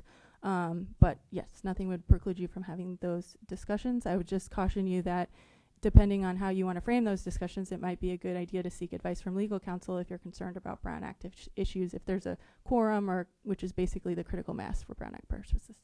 Sounds good. Steve, Asher, any particular things you guys want to say before we move on? No, again, I want to thank the two of you for coming and putting the time and effort and patience into answering our questions. I certainly appreciate that we don't necessarily have any clear jurisdiction here, but we all of us care about water, and we really appreciate the opportunity to have had this discussion with you. Okay, maybe could I just clarify a couple things that might be useful as far as the jurisdiction? When they met in 2008 and talked about this, and they talked to planning and transportation, almost all the issues they were talking about had to do with impact on neighbors, not on it as a resource, which would, but as you know, whether or not it was going to cause the neighbors. So I kind of assumed that was the case. Yeah. Has out of curiosity, has the Planning and Transportation Commission done anything on this issue in recent years? Not that I'm aware of. I didn't think so. Yeah. And in Commissioner Melton's question about whether or not we could encourage more use of the shallow groundwater, that typically hasn't been our jurisdiction. It's almost completely been handled by the Santa Clara Valley Water District.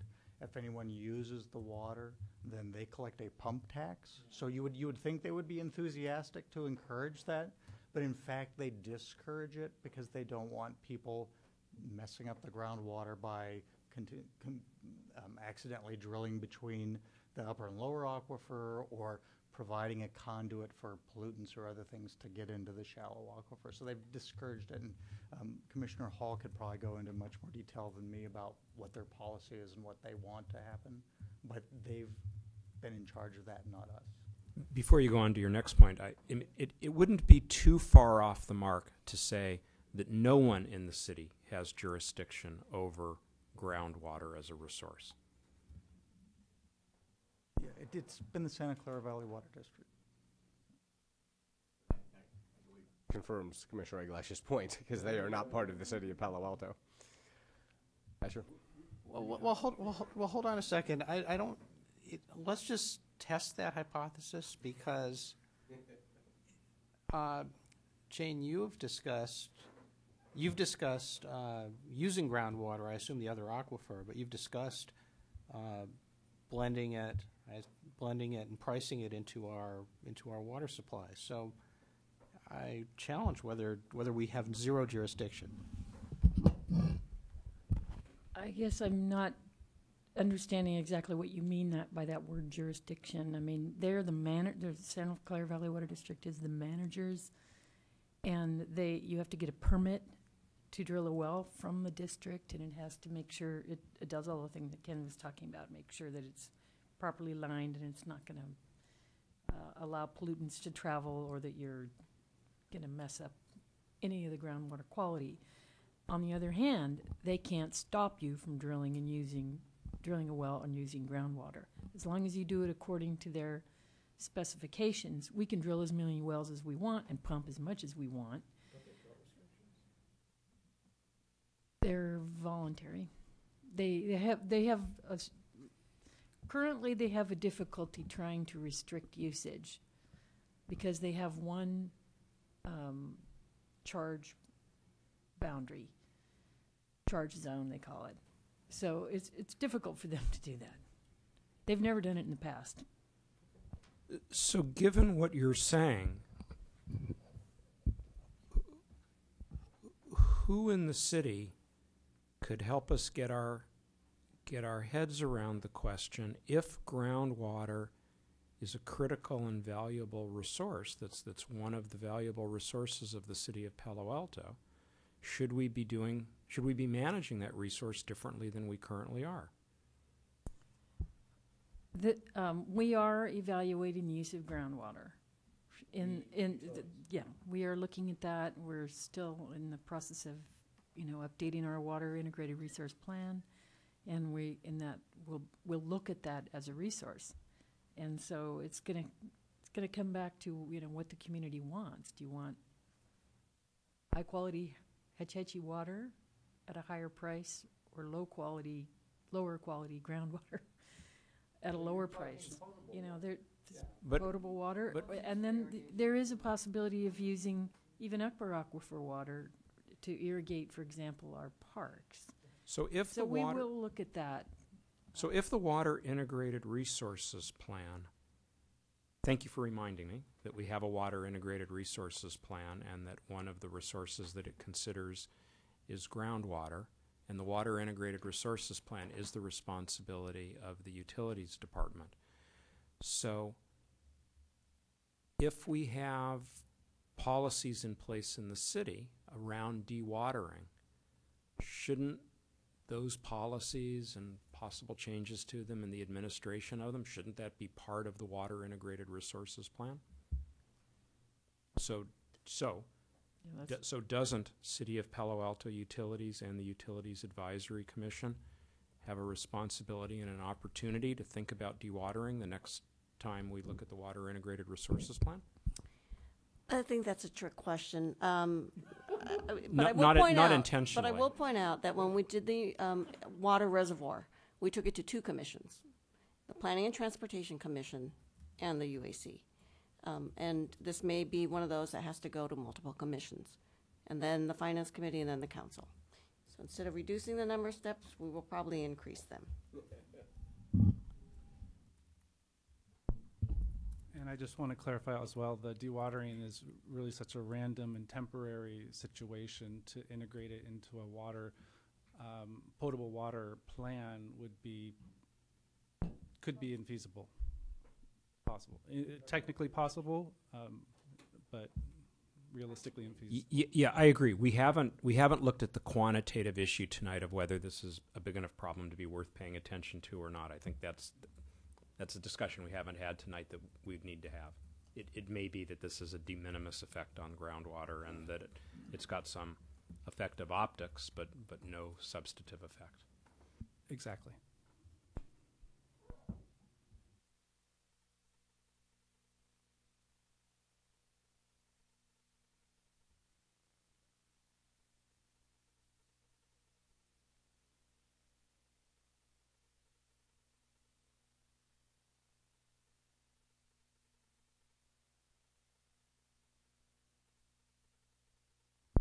Carla, thank you for hanging in late with us. Yeah.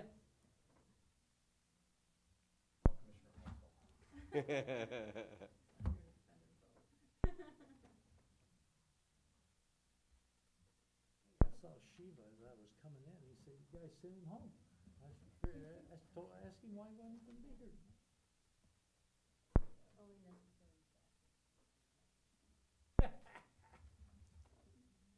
I'm gonna I'm gonna try and go through this pretty quickly. This is just an update on the same presentation that you've seen several months in a row. Just as a quick reminder, we're in a drought.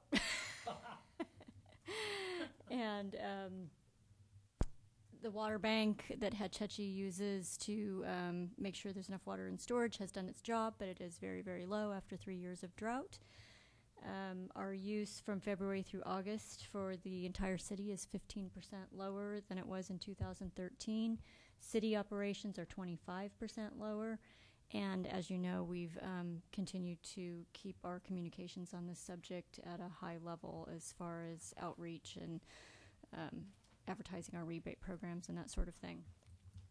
This is the latest graph of the entire Hetch system. The dotted black line is kind of a estimate of the maximum amount of water used over the year per month that San Francisco has estimated we would need to be at or below to meet the end of year 10% reduction target.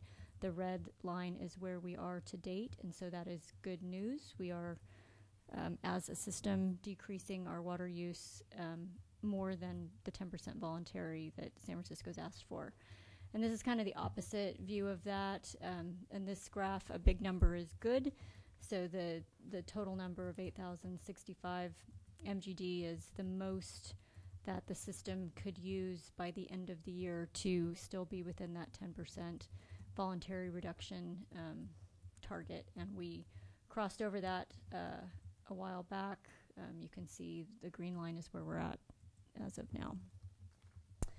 This is just a look at water and storage, and you can see that while storage has been drawn down significantly, we're nowhere near the dire straits that the system was back in the early 90s. So that is good news that San Francisco has been managing their storage well to prepare for multiple years of drought.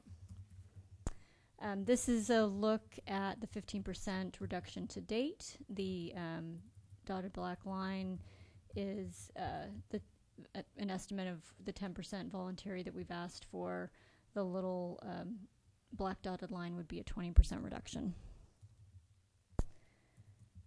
So what about next year? We just started today, the new water year. Today is the first day of the new water year. What San Francisco has said is if this water year that we just started is at or above average precipitation, that we will all be happy and will be on the road to recovery. If this year is similar to 2007, which is a drier than normal year, given that we've, as a system, achieved the 10% voluntary reduction, we would likely stay at that 10% voluntary reduction level. If this year gets significantly worse and looks more like 1977 did, which was a very dire year, then San Francisco will need to start talking to us as the wholesalers about possibly going into 20% mode. This is a look at the difference between city water use broken down between residential and non-residential. It kind of looks like residential is doing a better job than non-residential, but residential actually has had more permanent conservation put in place than the residential sector overall, so they're really not doing poorly. It's a little misleading on this graph. Just a reminder that the State Water Resources Control Board and then subsequently our City Council took actions to put new water restrictions in place, including not being able to use potable water in non-circulating fountains. You can't use potable water to clean hard surfaces, and landscape irrigation is restricted between the hours of 10 and 6. It's not allowed. And this is a look at the impact on our electric utility costs due to the drought. And the number for 2015 actually went down a tiny bit compared to the last report you saw, and that is because Western decreased their costs, even though we're buying more market energy because of less hydro supplies. That was offset by lower Western cost estimates. But anyway, we're still, in all three cases, well below the $1.5 million extra costs that would be problematic for the 1.15 cent rate impact number for carbon neutral. And that's it.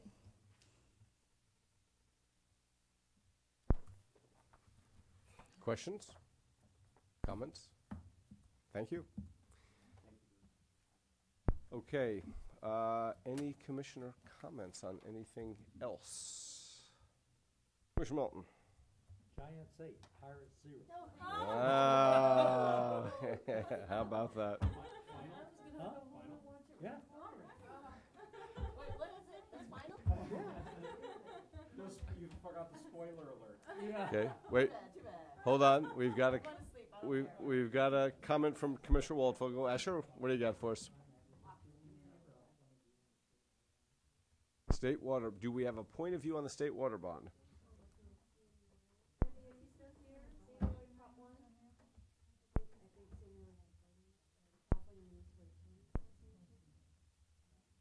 How about the city of Palo Alto? Is the city of Palo Alto weighing in? We voted. The council. Yeah. But it's in keeping with the guidelines. Yeah, I think CMUA voted to. What I would recommend. Did not take a separate position. No. Is that the question? Sorry. No, we didn't take position. So we're part of a consortium that has taken a position in favor. CMUA is in favor. Yes. NCPA is in favor. NCPA is not a water utility, so hasn't. It's the CMUA water utilities, municipally owned water utilities.